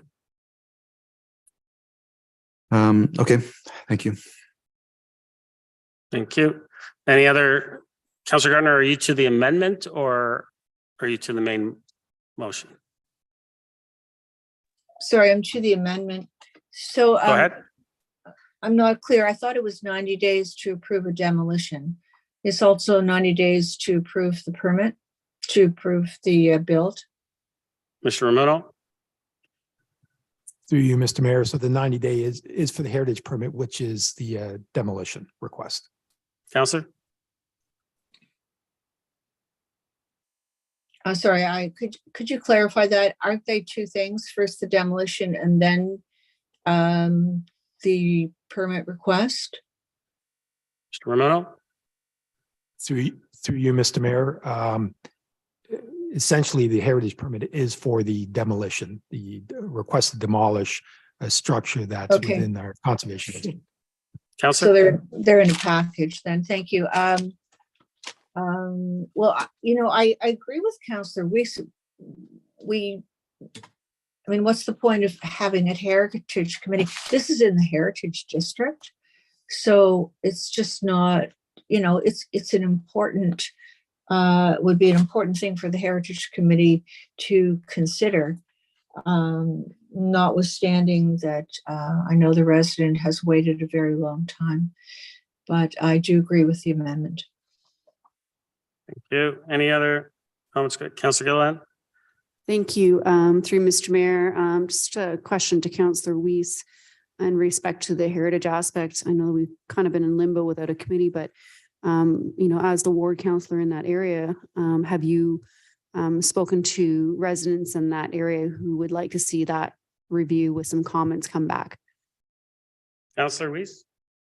I have to say, yes, I have, but I haven't done a survey of everybody on that street, and it's a very tight-knit community, and I respect the wishes of the proponent here, and he wants to remain a part of that tight-knit community, and I don't think there's any reason for him to not want to have that type of thing done. I think it's in the best interests of that community and of our heritage advisory committee to refer this to them so they have a chance to look at it, talk about it, do the other kind of surveys and other things they need in order to make sure that what's being built there is conforms. And I appreciate what Mr. Ramuno said about meeting the standards of the official plan in that area. So I'm just interested in making sure that what's built is what the neighborhood also wants. Councillor Gillen. Great, thank you. It's some pretty good insight. So again, I agree with what Councillor Weiss and Councillor Gardner said. We have a heritage committee in place, and this happens to be in a heritage district area. Surely it could wait a couple months to at least, have that courtesy within the people within the neighborhood to allow that review. If it's as great of a staff report that they have come back with, then this should be pretty seamless. And there shouldn't be really anything to worry about, but at least we've done our due diligence and given the courtesy of allowing that review. So I'm in favor. Thank you. Any other comments, questions in regards to this? Councillor Kim. Thank you, Mr. Mayor. Through you to Mr. Ramuno. I don't have the opportunity to inquire with the applicant at this time, but Mr. Ramuno, from your conversations with the applicant, do you have a general idea as to when construction is desirable to start? Mr. Ramuno? Through you, Mr. Mayor, I think he's anxious to get going spring. Councillor? Thank you. Through you, when you say spring, I mean, April 27, 29 is still spring. Would that still fall within the applicant's desired start time? Mr. Ramuno? Through you, Mr. Mayor, again, we're in council's hands. If we do go to the Heritage Committee, if council directs us to consult with the Heritage Committee end of April, I think, and then we come back to council, I guess during the May cycle. But then he would be in a position to submit his building permit and go through that process. So it'd be more in end of May would be when it would get approved by council then. Yeah. At least. Councillor?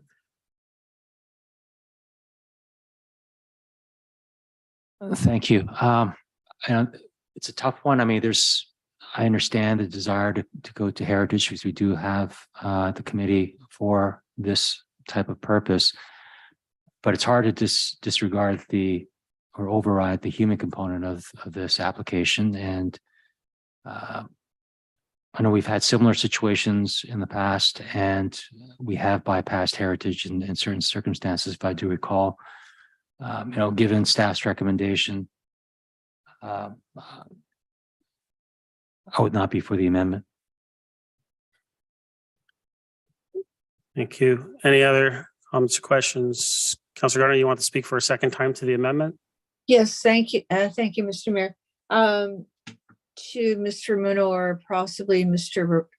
Durand, do we know when, what part of the month the Heritage Committee will be sitting? Mr. Ramuno? Oh, our clerk, Mr. Clerk.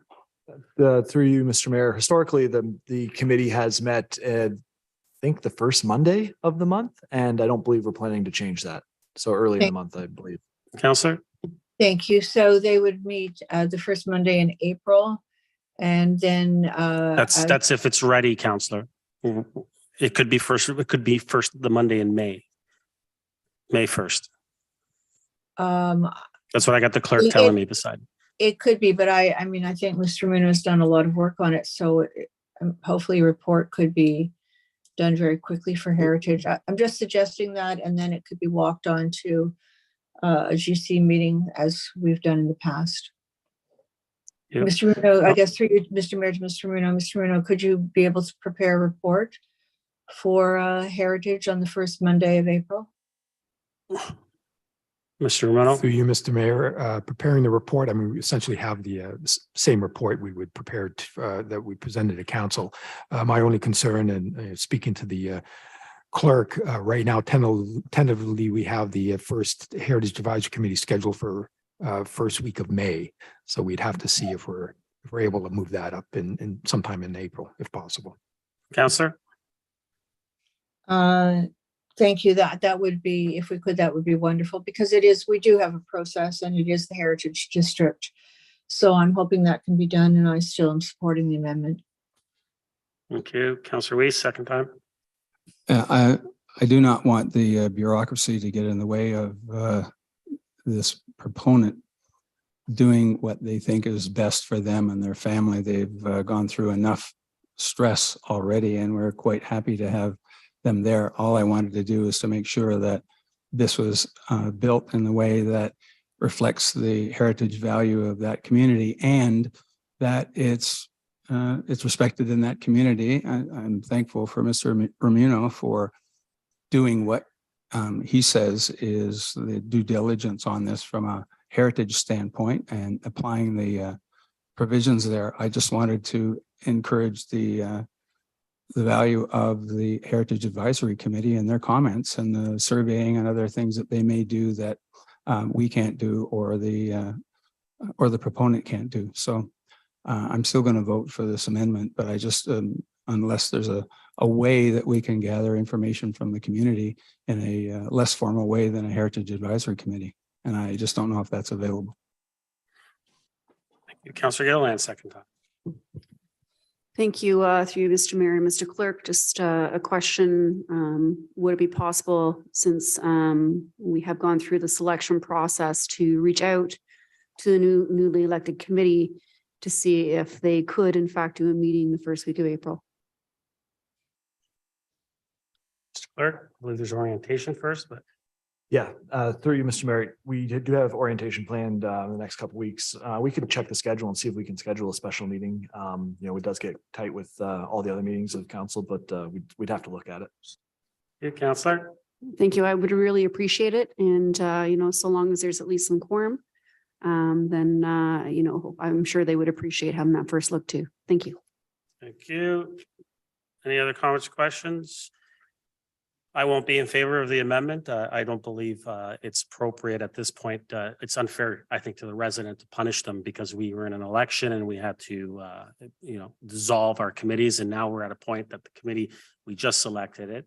And, we heard from Mr. Remuno that it conforms to the Heritage District. Obviously, we'd like to see it go to the Heritage Committee, but it's not up and running. And at the end of the day, ultimately, it's us. It's this body here that decides, regardless of what the Heritage Committee says. And the Heritage Committee is made up of 7 people, 5 which are residents, and not all of them live in that district. So you're not going to get a sense of what the people in the area are actually thinking about this application. We need to make a decision. I don't believe holding up this resident and his family for another 2 to 3 months possibly, just so it can go to a committee that 5 residents that might not even live in the area to decide the fate of this, which at the end of the day, we're the ones that are going to make the decision. So I believe that I have enough information from Mr. Remuno that it conforms to it. I think that we should be moving forward with it. I believe, and I'll throw out a name, Bob Roberts. I believe Mr. Remuno has spoken to him. I've spoken to him just to get a sense of his thoughts on this proposal, as he sat on Heritage many terms, and he's one of the honorary members last term. We asked him his thoughts. I asked him his thoughts, and he says he has no issues. So to me, I feel I have enough information to move forward. With that, I'll call a vote on the amendment. All those in favor? Opposed? Councillor Gardner, I didn't get your vote. Sorry, I'm in favor. Okay, that carries. Back to the main motion as amended.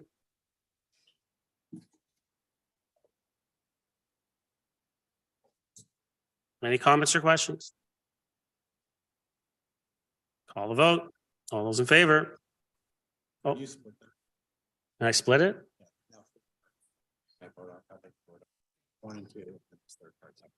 Sure. 1 and 2 first? Yes, please.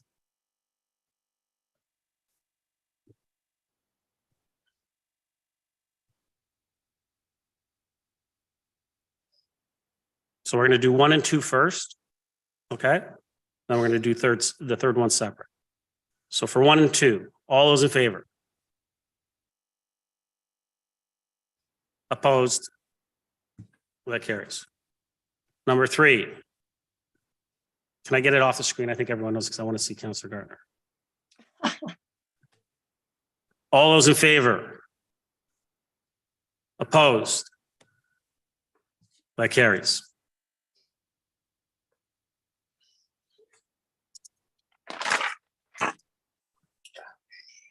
Okay. Here, I thought that was going to be the quick one.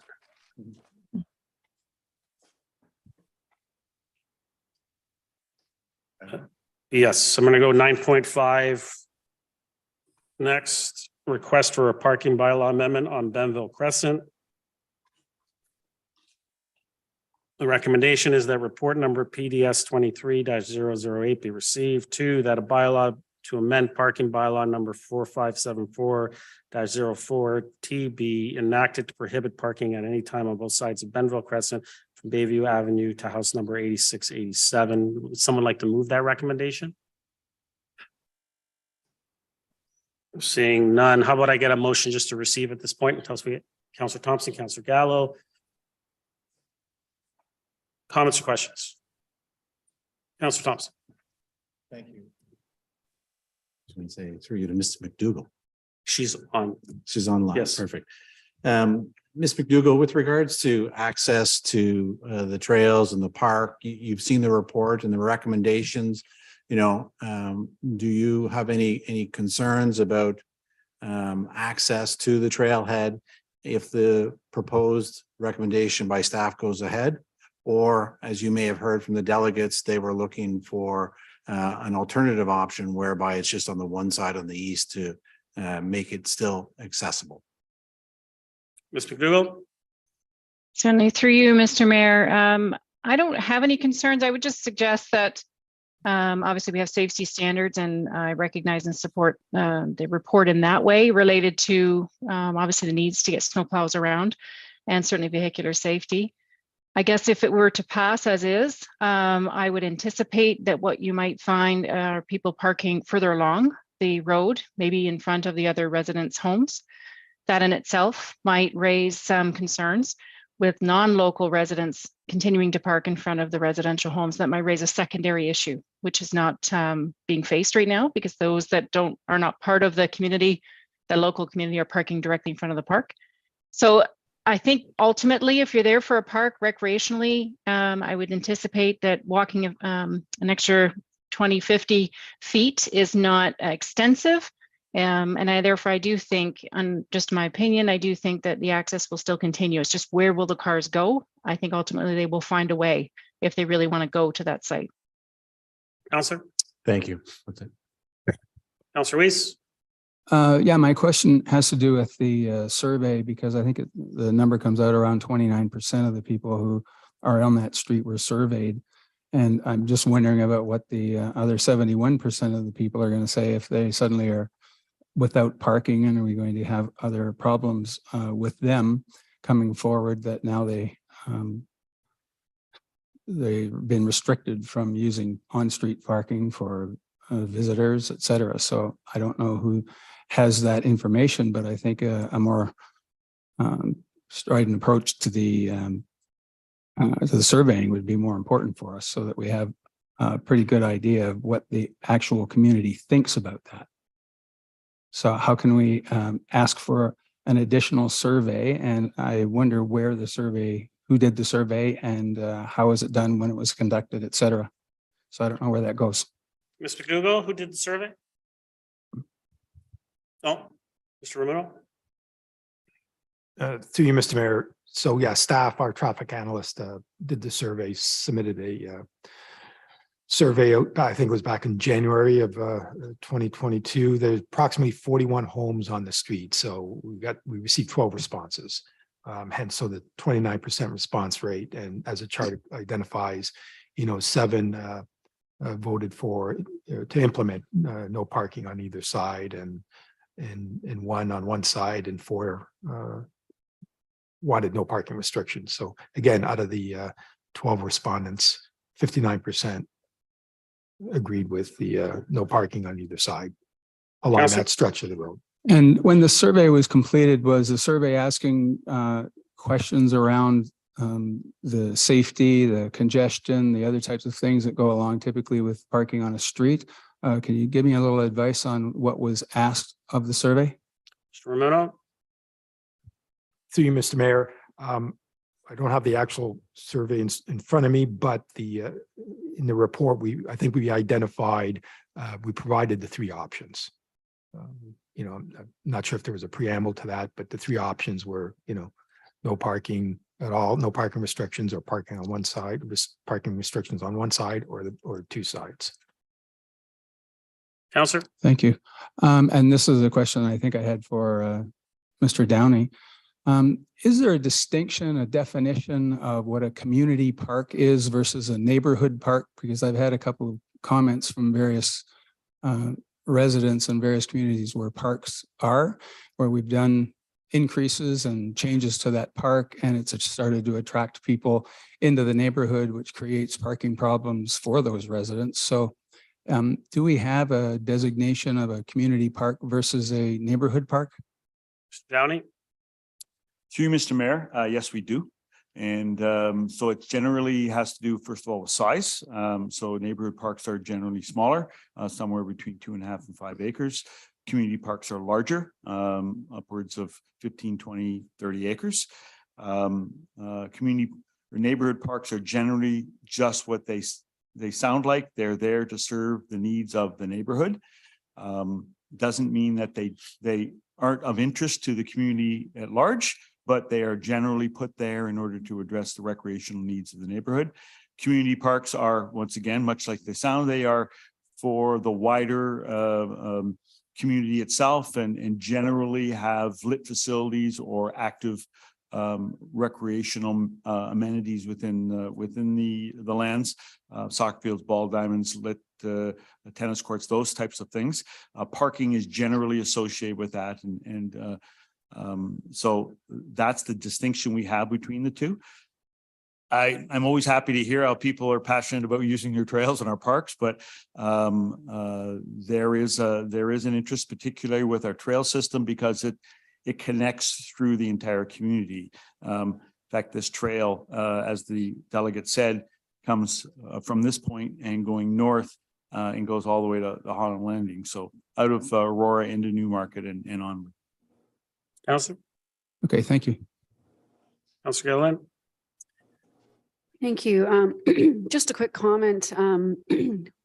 This was brought to our attention back in May of 2021. And that's when the previous petition was done during the height of the lockdown, from my understanding. And Mr. Ramuno, you weren't here at the time, but Mr. Waters was. And at that time, staff had concluded if we had decided or were to do any restricted parking, that it was recommended to only do one side of the street on an engineering and traffic perspective. And it was also important to note within the information provided to us that the justifications at the time provided by the residents in the petition were generally just speaking to disturbance and peace in the neighborhood, and not necessarily traffic and engineering. Since then, I think operations has taken care of that situation as far as the garbage and the litter and such.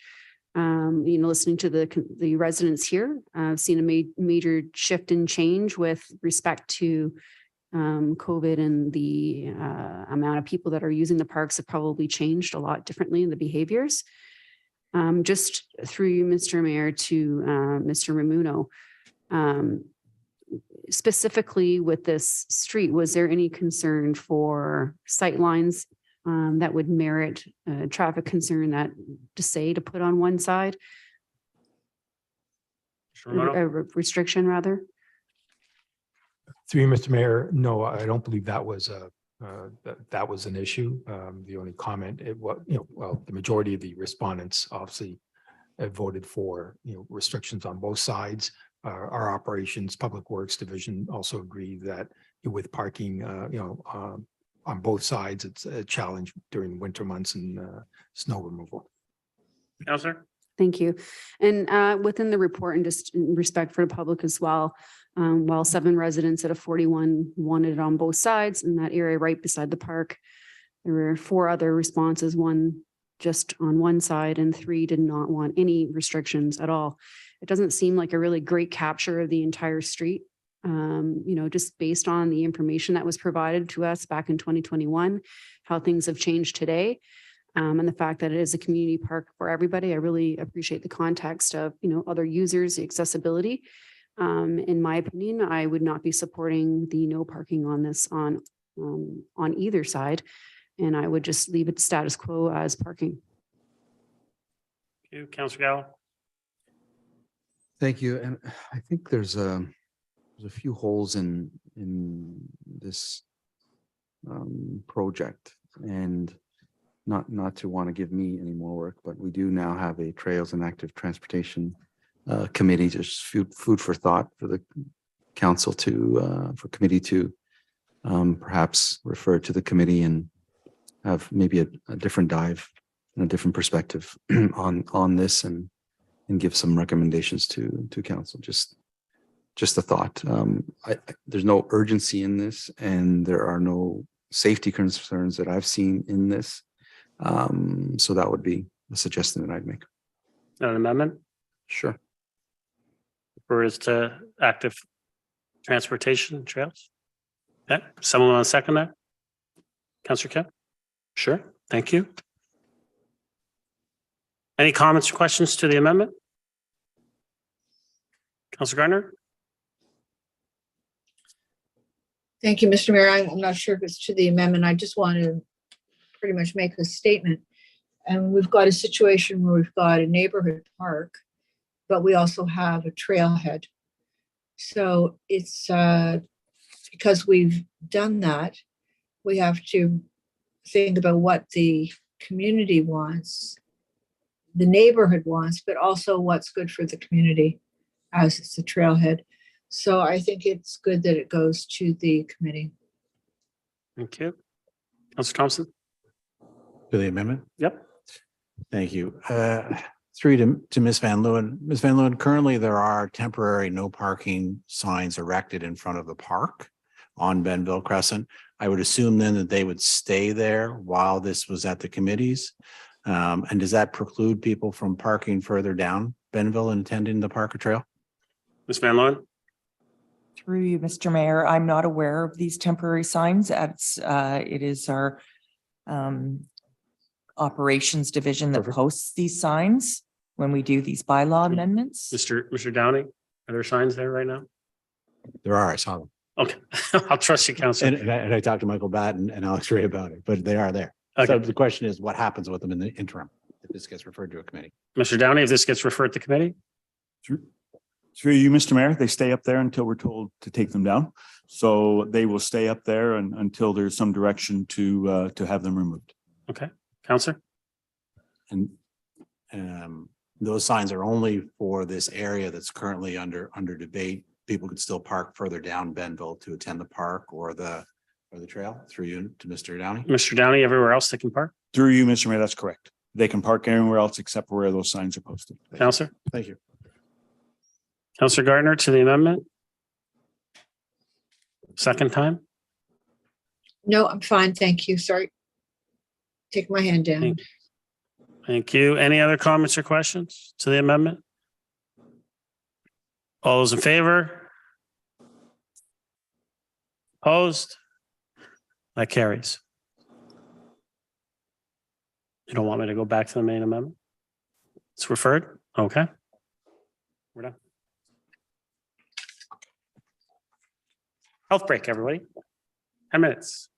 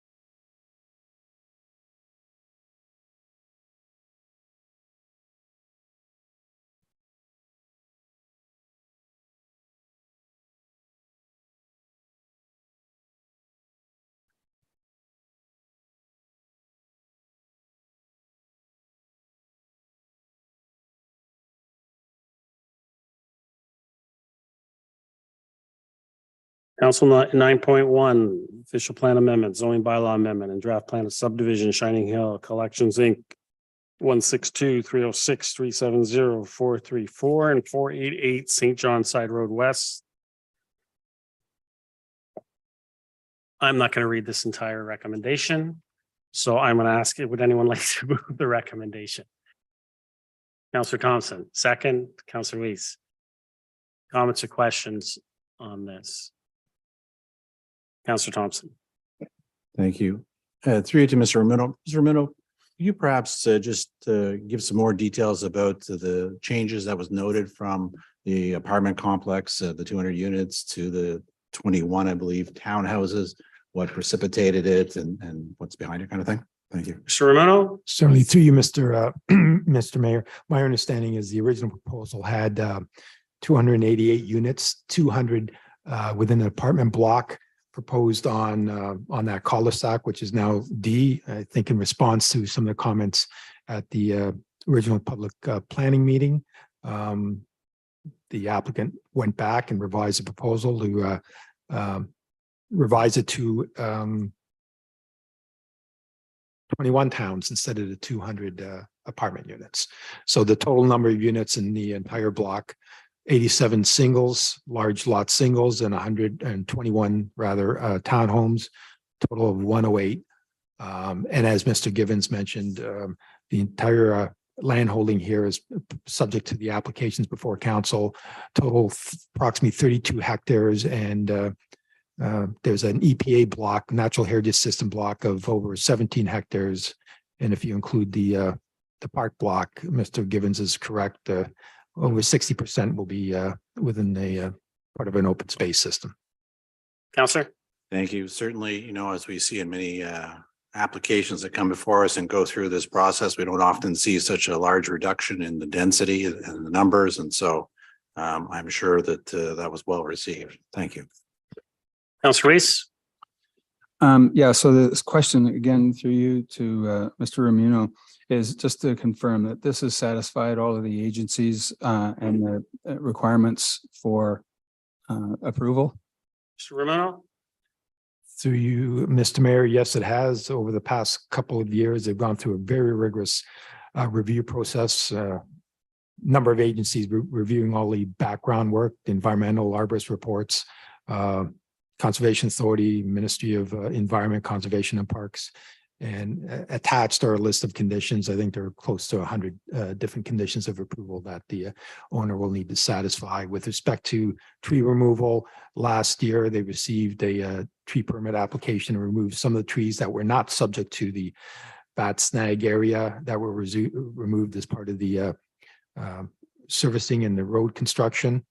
We do have a applicant has received a permit from the Ministry of the Environment as well, and there are conditions that are attached to the conditions of approval that will need to be satisfied before plan registration, which includes constructing bat boxes, monitoring those bat boxes over a period of 5 years that the MOE has identified 20 conditions to satisfy, and the Conservation Authority has signed off on the development limits.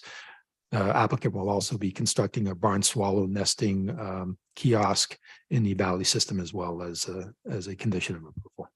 Councillor? Thank you. The next question has to do with the trails. I see a number of them identified on there. Have you had a conversation with the proponent about those trails, what they look like, how they're built, whether they're lit, whether they have asphalt on them? Can you identify? Because I just would like to find out what they look like and what the discussion has been with the proponent. So it's on the record. Mr. Ramino? Through you, Mr. Mayor, our Parks Division staff have been working with the applicant with respect to implementation of those trails, and there are again conditions of approval. I don't believe the details have all been worked out with respect to the type of trails and whether they're lit, but that's something that will definitely be finalized as part of the subdivision agreement process. Councillor? And the same thing applies to the available green space, because they identified a significant amount of green space that's going to be used there. And so we've had those kinds of conversation as well. And we're satisfied that the green space is going to be used appropriately in terms of what the value is to the town and the residents. Mr. Ramino? Through you, Mr. Mayor, So there's a significant natural heritage system which will be conveyed to the town, and there's trails on either side of this proposed plan of subdivision as part of implementing our trails plan.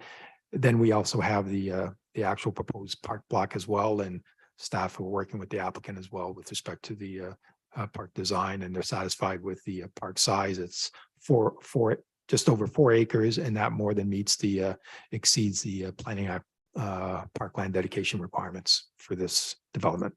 Councillor? So a report will be coming back about the trails and green space sometime in the future, and what it looks like and how it's going to be used. Mr. Romano?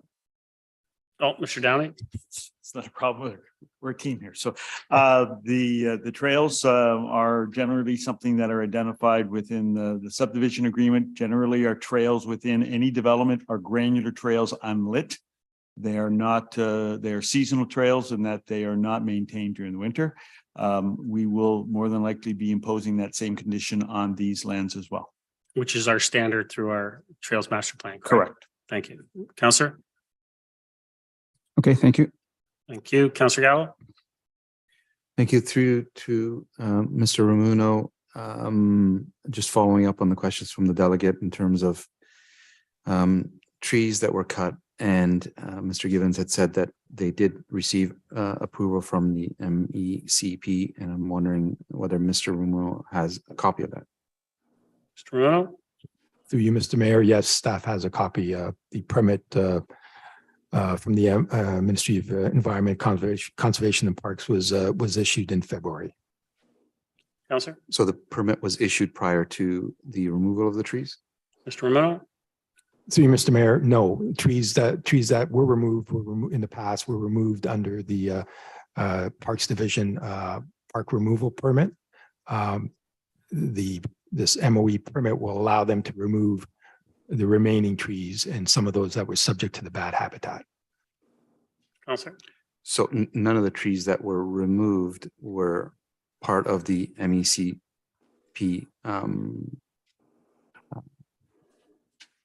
Yes. Mr. Romano? Through you, Mr. Mayor, that's correct. That's my understanding. Councillor? Okay. Can you forward that correspondence to either council or myself? Mr. Romano?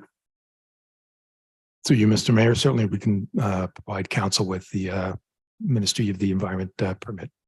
Thank you. Councillor Gardner? Thank you, Mr. Mayor. It's interesting because in fact, I've reviewed the meeting and Mr. Gibbons said that MECP approval would be needed to remove those trees. And Mr. Muno, you said that they were moved under the Parks Division permit? How could that happen if MECP needed to approve those removals? Mr. Romano? So you, Mr. Mayor, the trees that were removed were not subject to the bad habitat. So any trees removed on site weren't captured by the MOE permit. The applicant hasn't removed trees that were subject to the bad habitat. They now have the MOE permit to proceed with removing the balance of those trees. Councillor? Okay, Mr. Minot, respectfully, I'll have to disagree with you according to what Mr. Gibbons said in front of the council. Yes, could you please send us a copy of the MECP approval? Thank you. Thank you. Any other comments or questions? Call the vote. All those in favor? Hands high. Opposed? Opposed? That carries.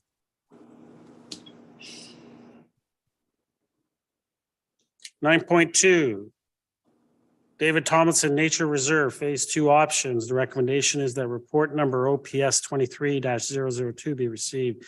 And 2, that staff be directed to implement option 2, including the Phase 2 trail connections, boardwalks, and associated landscaping, and that the offline wetlands and Marsh Creek realignment be deleted from the Phase 2 scope of works.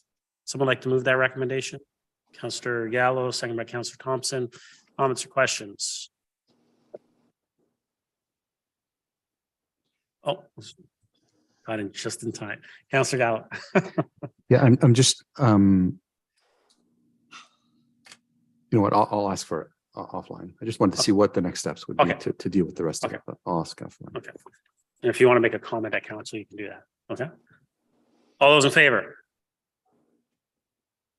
Any opposed? That carries. 9.3. Investment policy statement and transition to prudent investment regime. Recommendations that report number FIN 23-007 be received. 2, that the proposed investment policy statement attached as attachment 1 be approved. And 3, that the director, finance, treasurer be authorized to execute the one joint investment board agreement substantially in the form attached as attachment 2, subject to the final form and content being to the satisfaction of the director, finance, treasurer, and the town solicitor.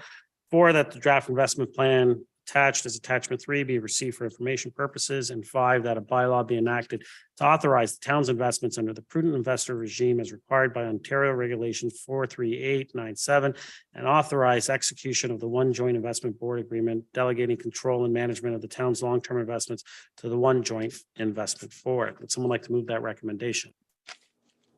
Councillor Kim, second. No seconder? Oh, Councillor Thompson, thank you. Any comments or questions? I'll call the vote. Oh, Councillor Thompson. Thank you. Through you to Mrs. Wainwright Van Kessel, you know, as you laid out in the chart, you showed that, you know, the difference between the legal limit or legal list and the prudent investment program. The difference is year over year, with the exception of 2022, which was on the negative side.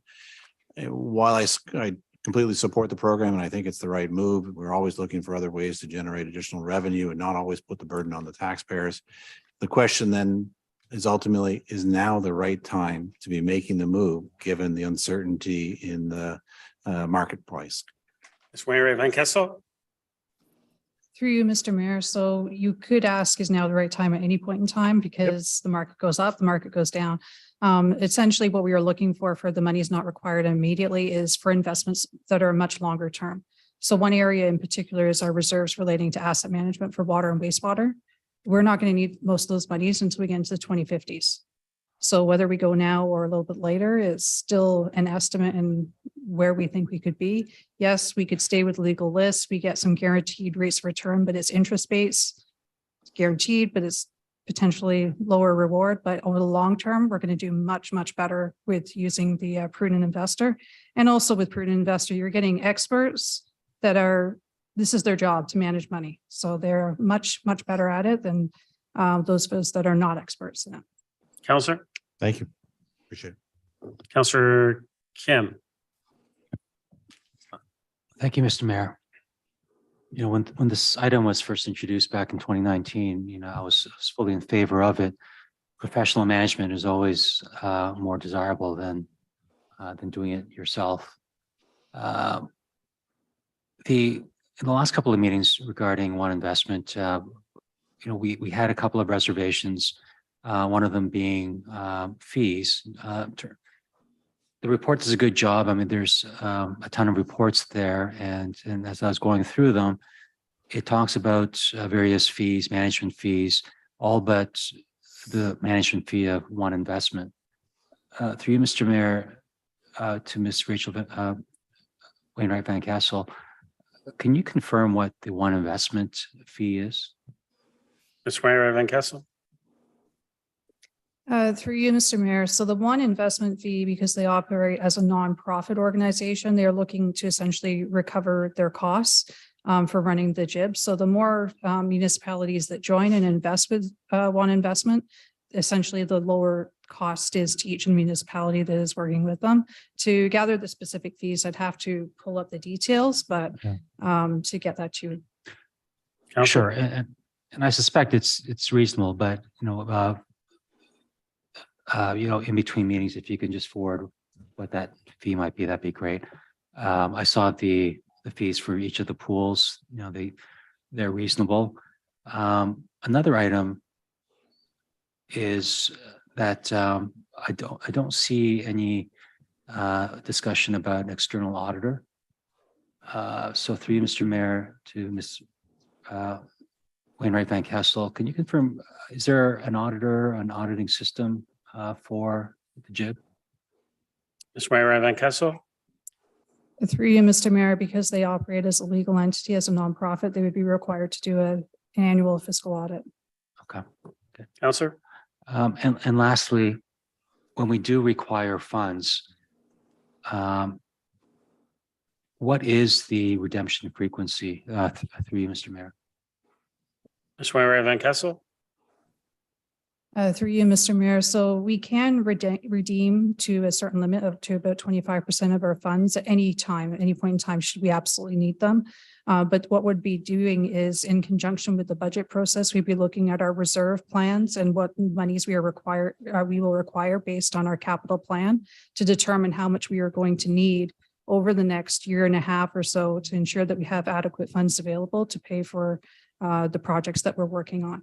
So it would be reviewed on an annual basis, but should we have a situation where we need money faster, we can withdraw up to 25%. Councillor. Yes, thank you. But in terms of redemption frequency, what I was referring to is, are these pool funds daily funds, weekly, monthly, or quarterly in terms of valuation and redemption opportunities? Ms. Wainwright Van Kessel. Through you, Mr. Mayor, I'll have to get back to you on that. Councillor. Thank you. I'm in full support of the JIB and One investment. So after a 4 or 5 year journey, I'm glad that it's finally here at this stage, and I would be, more than happy to approve. Thank you. Councillor Gilliland. Thank you. Just a quick comment. I know that we also received about 8 or so documents in regard to this to review as well. So I am hoping to split the vote just to receive, and then the others, just because I want to, Ms. Wainwright Van Kessel and I are booking some time. So I want to have a fulsome review of, reminding of what we reviewed in 2019 and what evaluates for today. And obviously with Councillor Thompson's remarks, I share the same concern about, is today the right time? And I just want to have some time to wrap my head around it because it is a big commitment. So that's really my only comment. So like which split? Just want to receive, and then the rest could be separate. So I just want more time to review between now and council. Thank you. Councillor Gardner. Thank you, Mr. Mayor.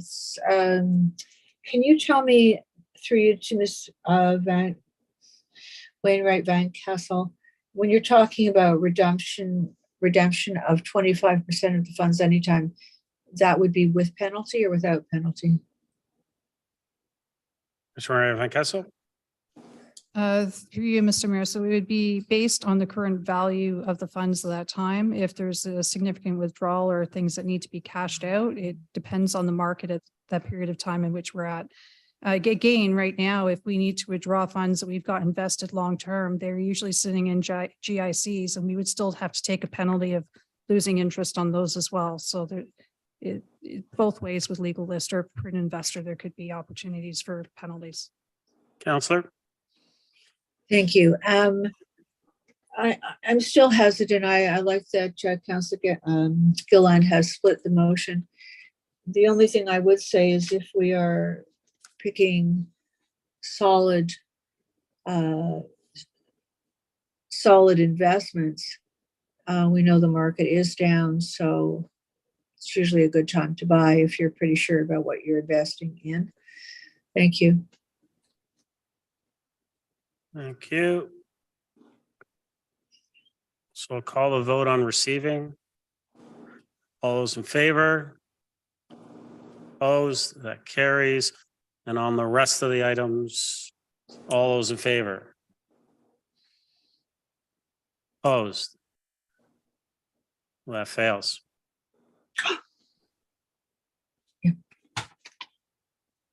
Sorry, that passes. Sorry, I meant this, it fails, like the recommendation failed. I meant. The second part, 2, 3, 4, 5. I asked all those in favor of it. Only 3 hands went up. I asked those opposed, so it failed.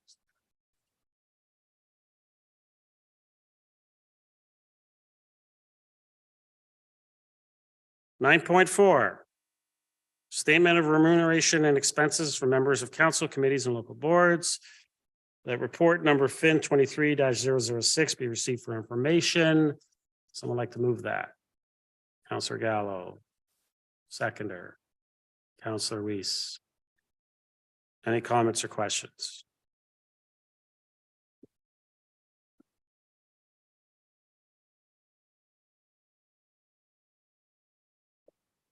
All vote.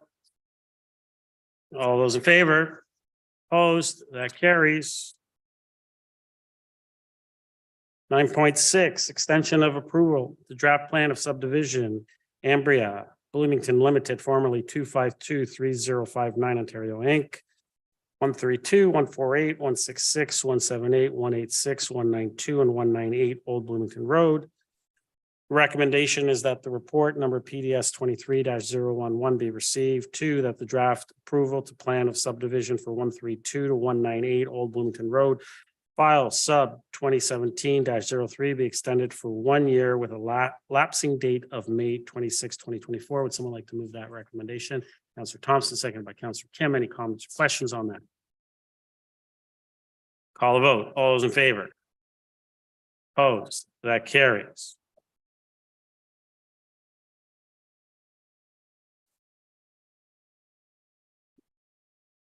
New business. Councillor Weiss.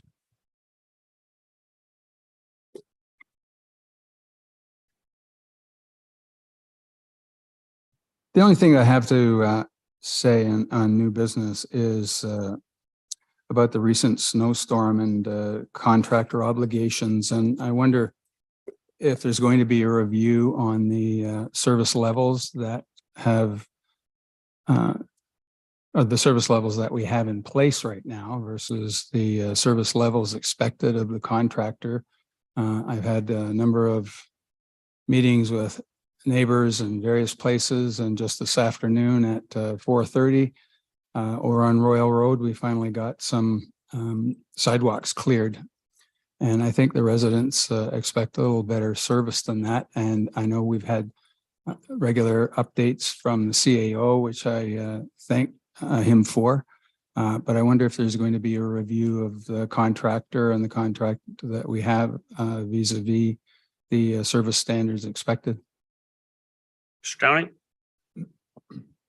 Through you, Mr. Mayor, we are disappointed in the performance of the contractor ourselves.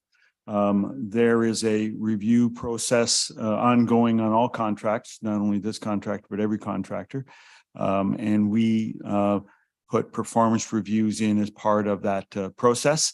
And actions can be taken depending on the severity of those issues. There are also penalties within the contract that we have been imposing and have imposed, not only at this storm, but previous storms. So we continue to monitor the contractor's performance and assess appropriate penalties for not meeting certain obligations. The contract is pretty clear as to what those obligations are. And we have ongoing discussions with that contractor, several ongoing discussions with the contractor with regards to their performance and their ability to address the needs or meet the needs of Aurora as well as our service standards. So rest assured, we have an ongoing process with regards to that.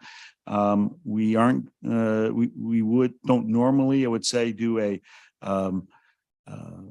audit or of their performance on each and every storm, but as it goes, as it's going forward. But I can tell you that once we have the sidewalks cleared at this point, in speaking right now, we still haven't got that. As you know, we had issued a significant weather event at 4 o'clock on Friday. Many of our roads have been cleared, or all of our roads have been cleared. The contractor has not successfully completed their service level to a point where we are able to lift that significant weather event. We're hoping to be able to do that tomorrow. So we will be working with our contractor and through our procurement division with regards to what we feel are appropriate steps forward in ensuring that we don't have a repeat performance. Yeah, thank you. But I do want to say that the primary and secondary roads were done very well, but done very quickly. And it just seems that the residual problems that occurred in various spots throughout the community. So I'm glad to hear that you're going through that review, and I'll be happy to hear what the result is, and our residents would be happy as well. Thank you. Thank you. Councillor Gill and new business. Thank you. Through you, Mr. Mayor, to Mr. Downey, and it's just a follow up. I think we all have our own stories from people contacting us. But I do want to start by saying thank you to your team.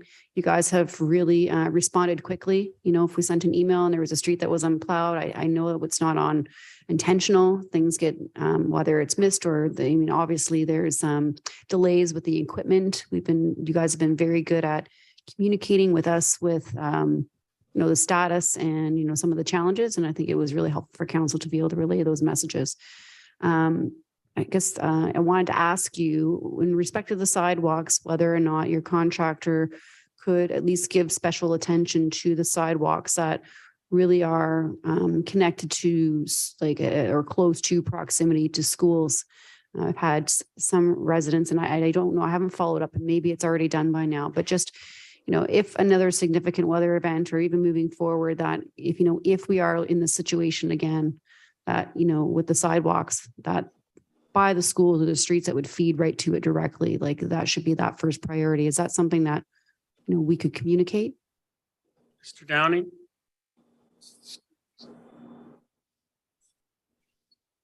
Mr. Downey, okay, never mind. Got it. We got it. Certainly, that's certainly something we can look at. One of the issues that we're having right now is that we have 7 routes identified for sidewalks. And so they have 7 machines that are dedicated, one dedicated each route. 6 of those machines are now down. They only have 1 machine that is part of the contract, and it has a GPS on it. All the other machines that they brought in have no GPS. So one of our complications is we have no idea where they are or where they've been. And so we are sending staff out on an ongoing basis through the community just to find out where our issues are. We're happy to send staff out and take a look at some of those school routes, but I can't sit here right now and tell you they're done or they're not done, because I haven't got sufficient information through our GPS in order to do that, because they haven't got those machines running up and running in Aurora right now. And so they have alternative devices removing the snow. Councillor. Thank you.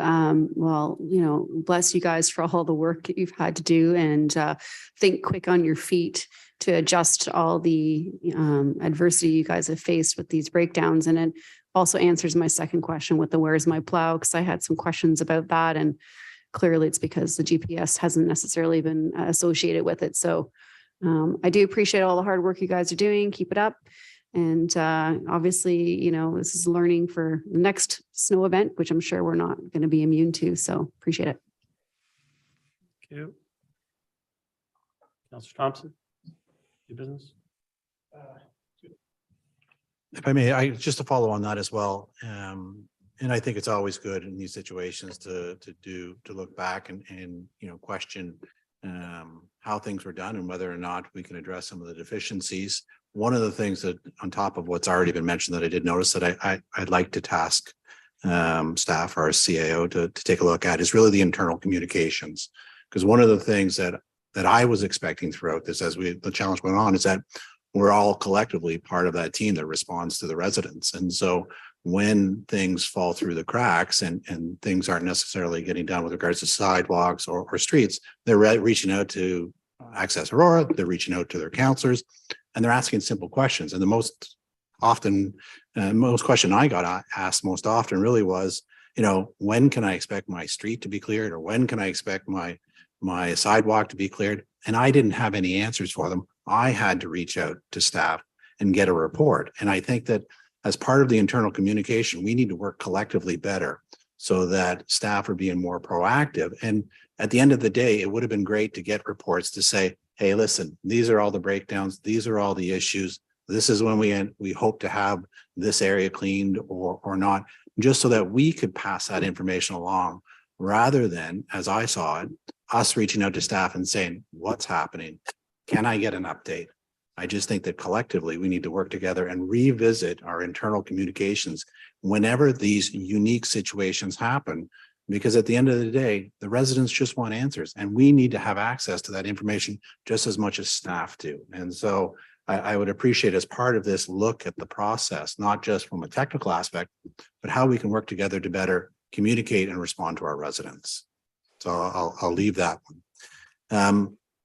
The second one, and I heard tonight, the comments all around the importance of our advisory committees, which we've all recently established. So I'd like to put forward a motion that we refer the recent pickleball motion to the Parks and Rec Committee, so that they too can weigh in on some of these creative ways to address the issue and provide that information to staff prior to that report coming to council.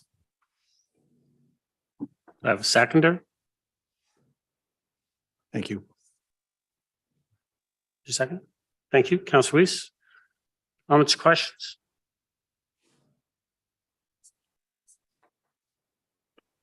You're going to get it up on screen? Okay, but I can still get any comments or questions?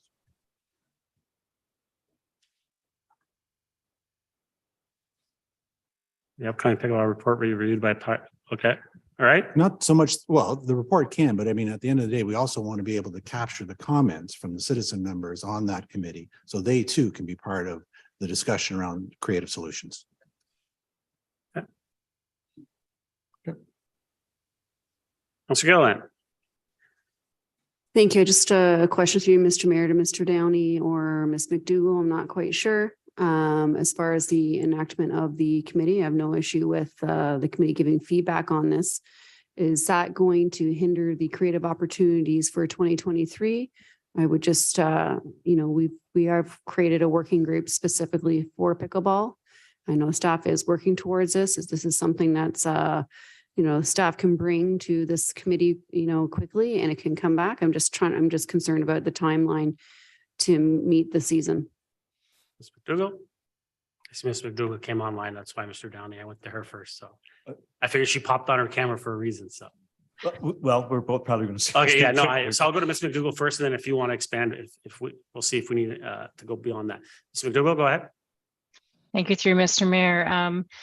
Certainly happy to take it to any comments, suggestions that the staff are able to pull together for consideration of the Parks and Recreation Committee for their comment and feedback too. As far as timing goes of when this committee will commence, I'm not sure yet what the clerk is deciding for the first upcoming date. So subsequently, typically when we hear the feedback from that advisory committee, a staff report is written following the council cycle. If a committee is in April, there's a possibility we could have a report to council in May. It just depends on the cycle of the Parks and Recreation Committee to be able to pull in their inputs. Just some of my thoughts. Councillor. Thank you. And just in specific to what, the council motion had suggested, one was, two-pronged. It was, developing a plan to, develop a plan through the Parks and Rec master plan. So I think the intent is that, we're going to wait and go through following the process with the committee and so forth. However, with the first part of the motion, it was really, giving that sense of urgency to try and get some quick wins for this season. Is it necessary at this point to be putting something like that through Parks and Rec? If you were to come back with a report, and at that point in time, would that be something that you would need to bring to a Parks and Rec to identify what those quick wins might be? Ms. McDougall. Through Mr. Mayor, typically we would take something like this to the Parks and Recreation Committee for their review and advice, to be able to bring their comments back to council so that it is a fulsome consideration. Certainly some of the suggestions may have community impact, whether they're other sports that are being impacted or other residents that are being impacted. It may be beneficial to hear the feedback of the committee, but that's up to council to decide if that is the direction you want us to take it. Councillor? Thank you. And so your process would be within the first part, you would bring a report. I certainly don't want this looped in because it's two-pronged report. So Councillor Thompson, are you asking for the entire thing to be presented at that time? Because there is two separate council directions within that motion. Councillor Thompson? I think that given the comments I heard tonight about the importance of committees and weighing in, we've asked the resident to postpone moving into his own home for up to 3 months because of the need for a committee to look at it. So I don't understand your urgency with regards to this. Let's follow that process then and have the committee weigh in on all aspects of it. And then the report will come to us and we'll make a decision at that time. Councillor? And the levity of what we're trying to do here and comparing the previous report, I think that's a point of order in the sense it's not the same thing.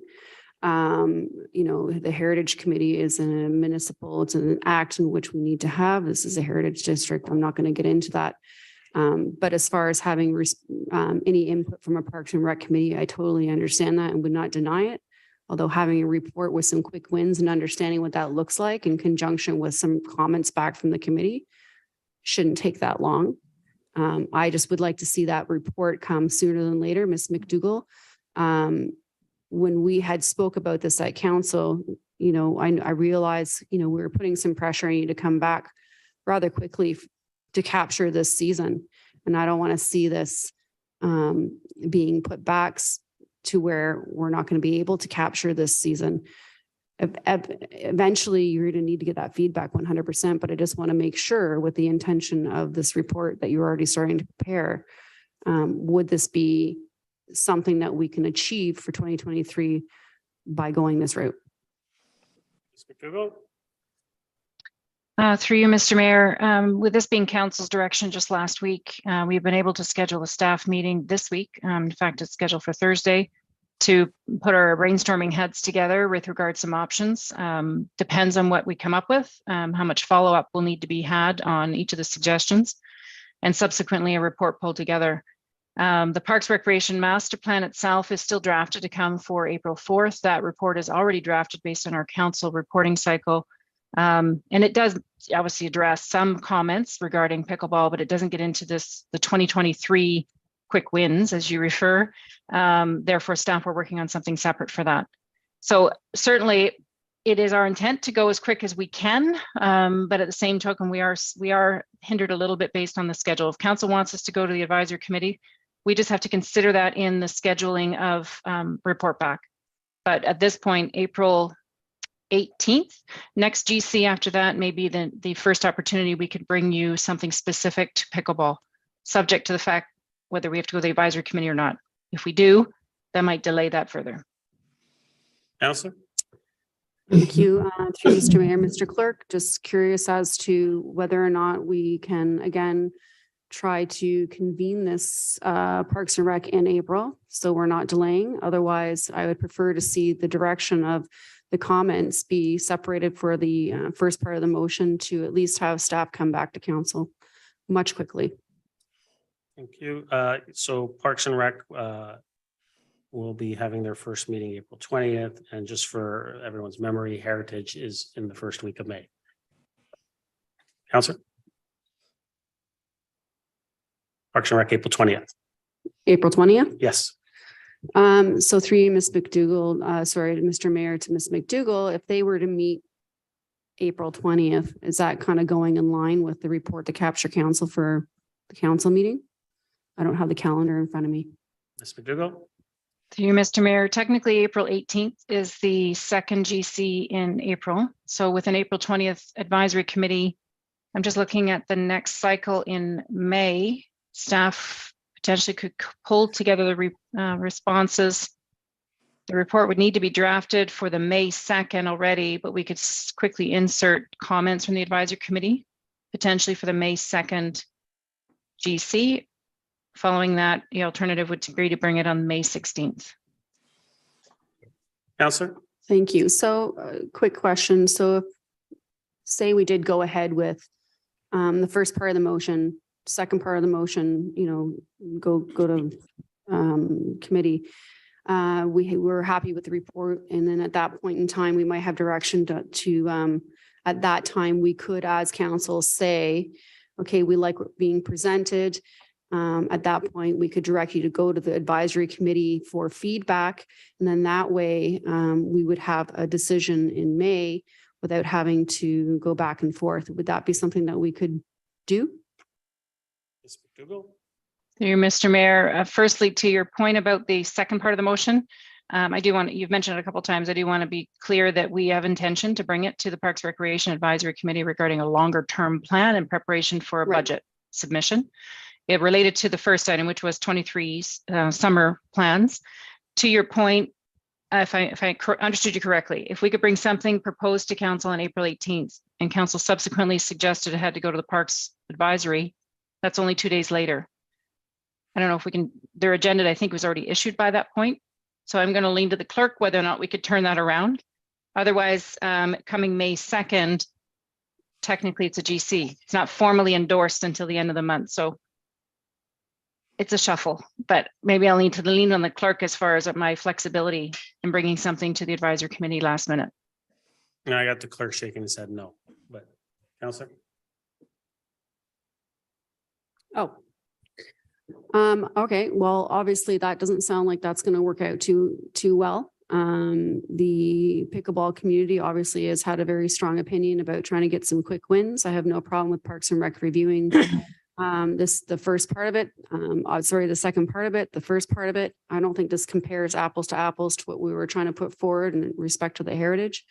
I'm pretty sure some of the honorary members would not feel respected that they didn't have a say in their district. I think this is a little different. I would not be in favor of this as it stands unless it was separated from addressing the second part. Absolutely.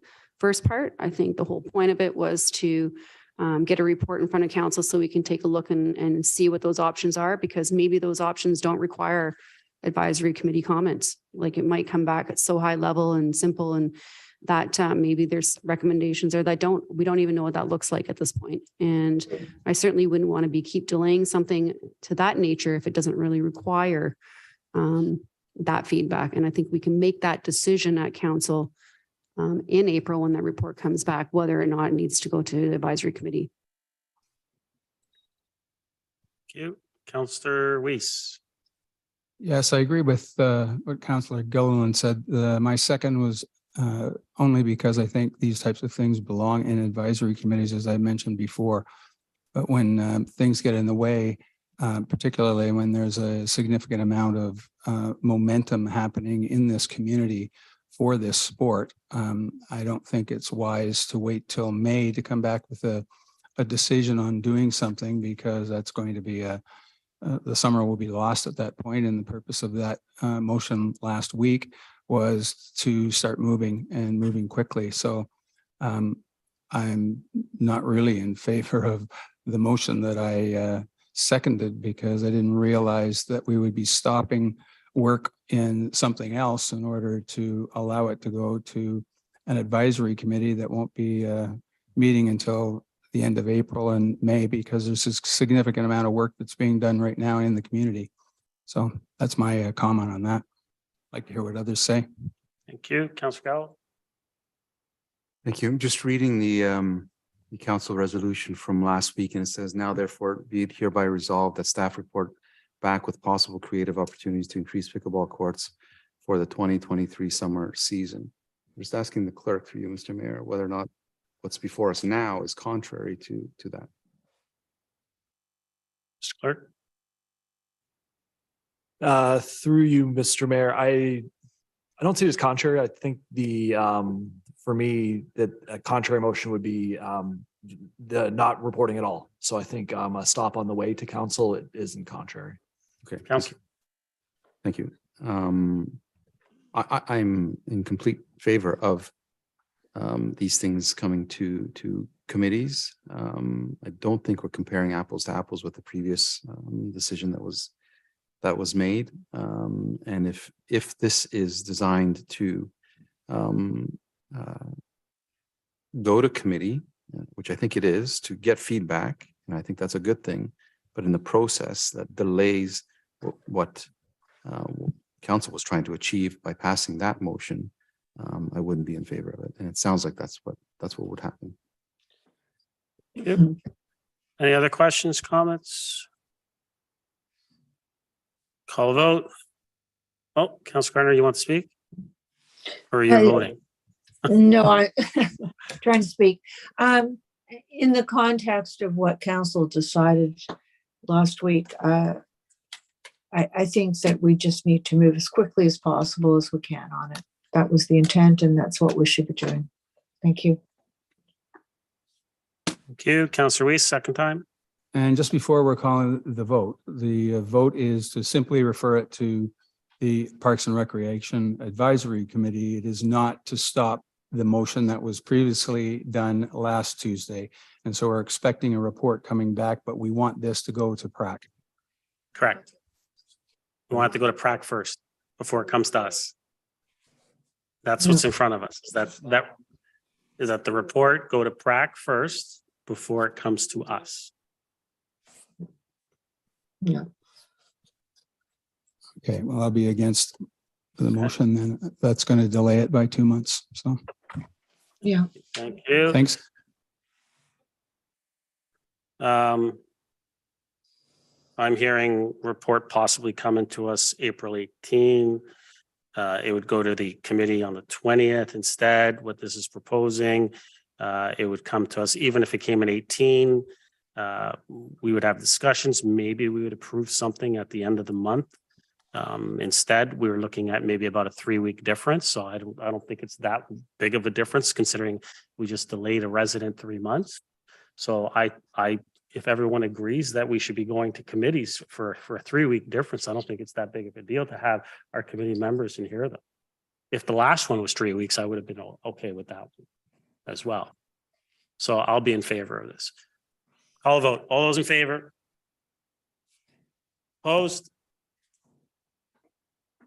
Fails. Thank you. Councillor Gallo, new business? Thank you. Not sure if it's a bit of new business, a bit of public service. I'm not sure which, but I have a question. So I guess it's new business. We were at JCC this morning and reviewing the Q4 for 2022. And one of the items that came up as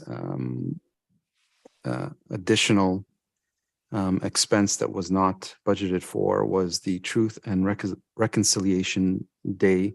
And we funded it from a reserve for $129,000. So somewhere around $70,000 of Aurora taxpayers is being paid to give the firefighters a day off for Truth and Reconciliation. We can thank the federal Liberals for that. Probably millions and millions of dollars across the country that's going to be funded by taxpayers to give people a day off. And while we sit here today and I drink my water in this glass, there are communities in this country that don't have clean water. And we're spending millions and millions of dollars to give people a day off, to give federal employees a day off. I think that's absurd. And I think every Aurora resident should be up in arms that this is the case. My question is through you to, I guess, the CAO, whether or not our employee, I think I know the answer, but just to make it public, whether or not our employees have anything to do with this. CAO? Through you, Mr. Mayor, no, the organization does recognize the holiday and we do some programming for staff reflective of the day, but there's no paid holidays for our staff.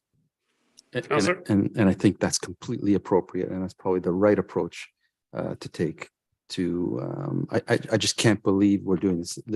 And the write-up from the government is to have these people self-reflect on their day off. And most of them probably aren't even going to take a day off and just get paid for it. I think it's disgusting, and I think it's a complete wrong approach to deal with this. Thank you. Councillor Kim, new business. Councillor Gardner, new business. Thank you, If you have Mr. Mayor. PSAs, you can wait, but if it's new business, I'll take it now. I have no idea what it is, so I'm going to do it. I'm not going to be at the next council meeting, the next GC, because that is the date of my daughter's surgery. So I would just like to wish Mr. Downey a wonderful retirement, and I hope he doesn't dream about snowstorms.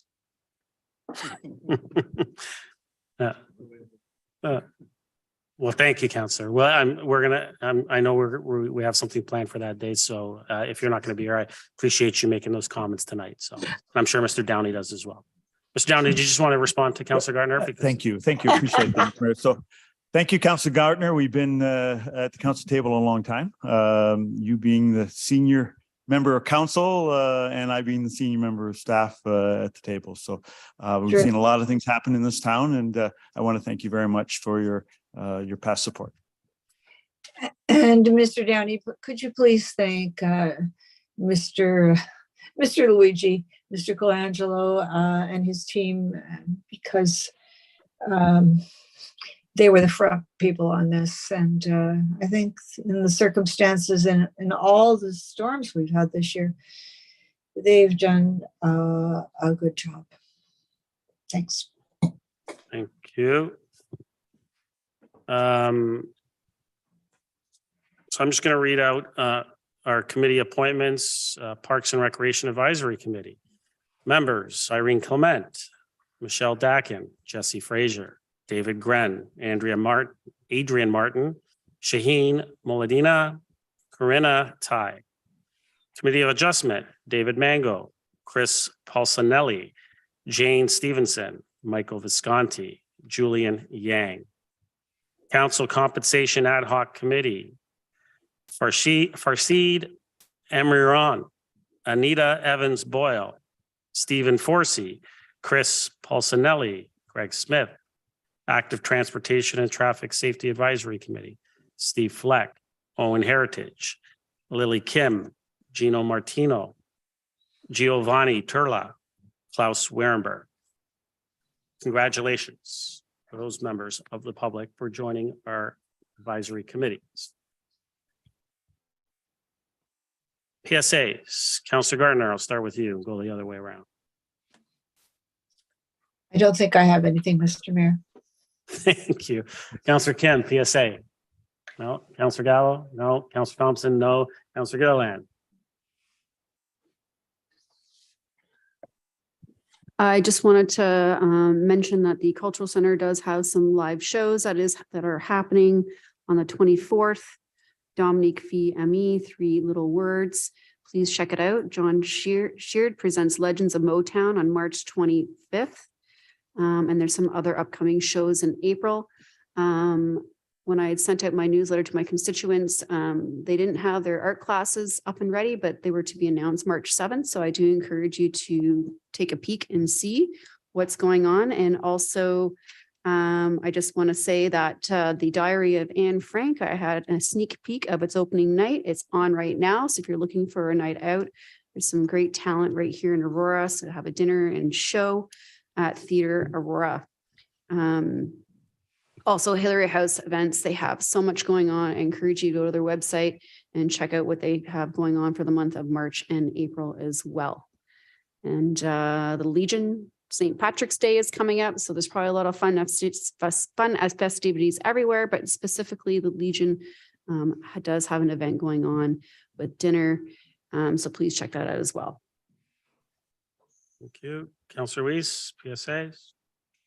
Privilege of being invited to the Romanian Holy 40 Martyrs Church on Saturday. They pulled it off in terms of all of the snow, and it's remarkable because that community of faith brings people into this community from all over York region. They're not just a local church. So they brought their archbishop in from Aurora, Illinois, for the celebration. They do this on an annual basis. So I just wanted to identify that particular faith community as being one that's very important, and they're very close to Library Square. So I wanted to bring that up.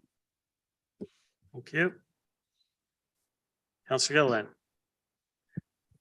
Thank you. I forgot one thing. Most importantly, We have an official plan review public open house this Wednesday from 6 to 8 p.m. at Town Hall.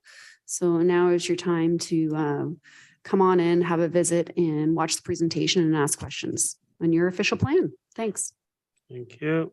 I wish it was worth the paper that it was written on. Maybe we'll get some changes at the province. As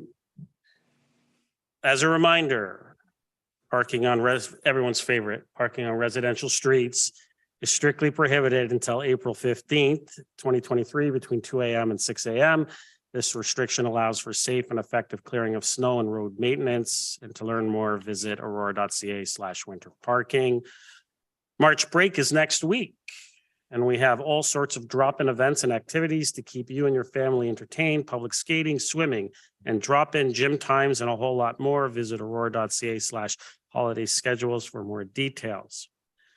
Until March 31st, you can nominate someone for the 2023 Community Recognition Awards. We are honoring the best individuals, groups, and businesses that have contributed their time and talents to making Aurora an incredible place to live. And for more information on how to place your nomination, visit aurora.ca/CRA. Our annual Hello Spring event is back, and everyone can join us. And I hope to see everyone on Saturday, April 8th. And you'll be able to explore various spring-themed outdoor and interactive family activities such as crafts, face painting, egg fishing, a hopsicle course, and much more. And you can have your photo taken with the Easter Bunny. I get one taken every year with him. It used to be a very scary costume, to be honest with you. Much better now, I think, the last 2 years. Wristbands are $5 and are now available at all Aurora community centers. More details are available at aurora.ca/Hello Spring. This weekend, the Aurora Tigers U13 team had an event, and they had a raffle, and they were raising money for Campfire Circle. And if anyone knows anything about Campfire Circle, it's basically providing a camp for kids with cancer. And it's such a tremendous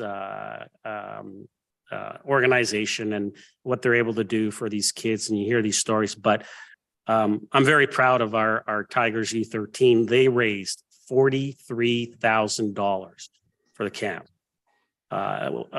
Unbelievable, generous support, not only from the team, the players, the coaches, the parents, but just the community overall. And so I'm very proud of their efforts. And I just wanted everyone to know that, of what they accomplished.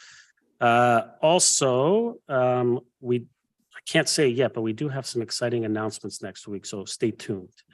And then tomorrow at 7 a.m., March 8th, Industrial and Yonge Street, so Industrial South, will be closed by the region for water main feeder work, and it's going to be closed for 1 day. So from 7 a.m. tomorrow till the next day, 7 a.m. So I just wanted to make sure everyone was reminded about that.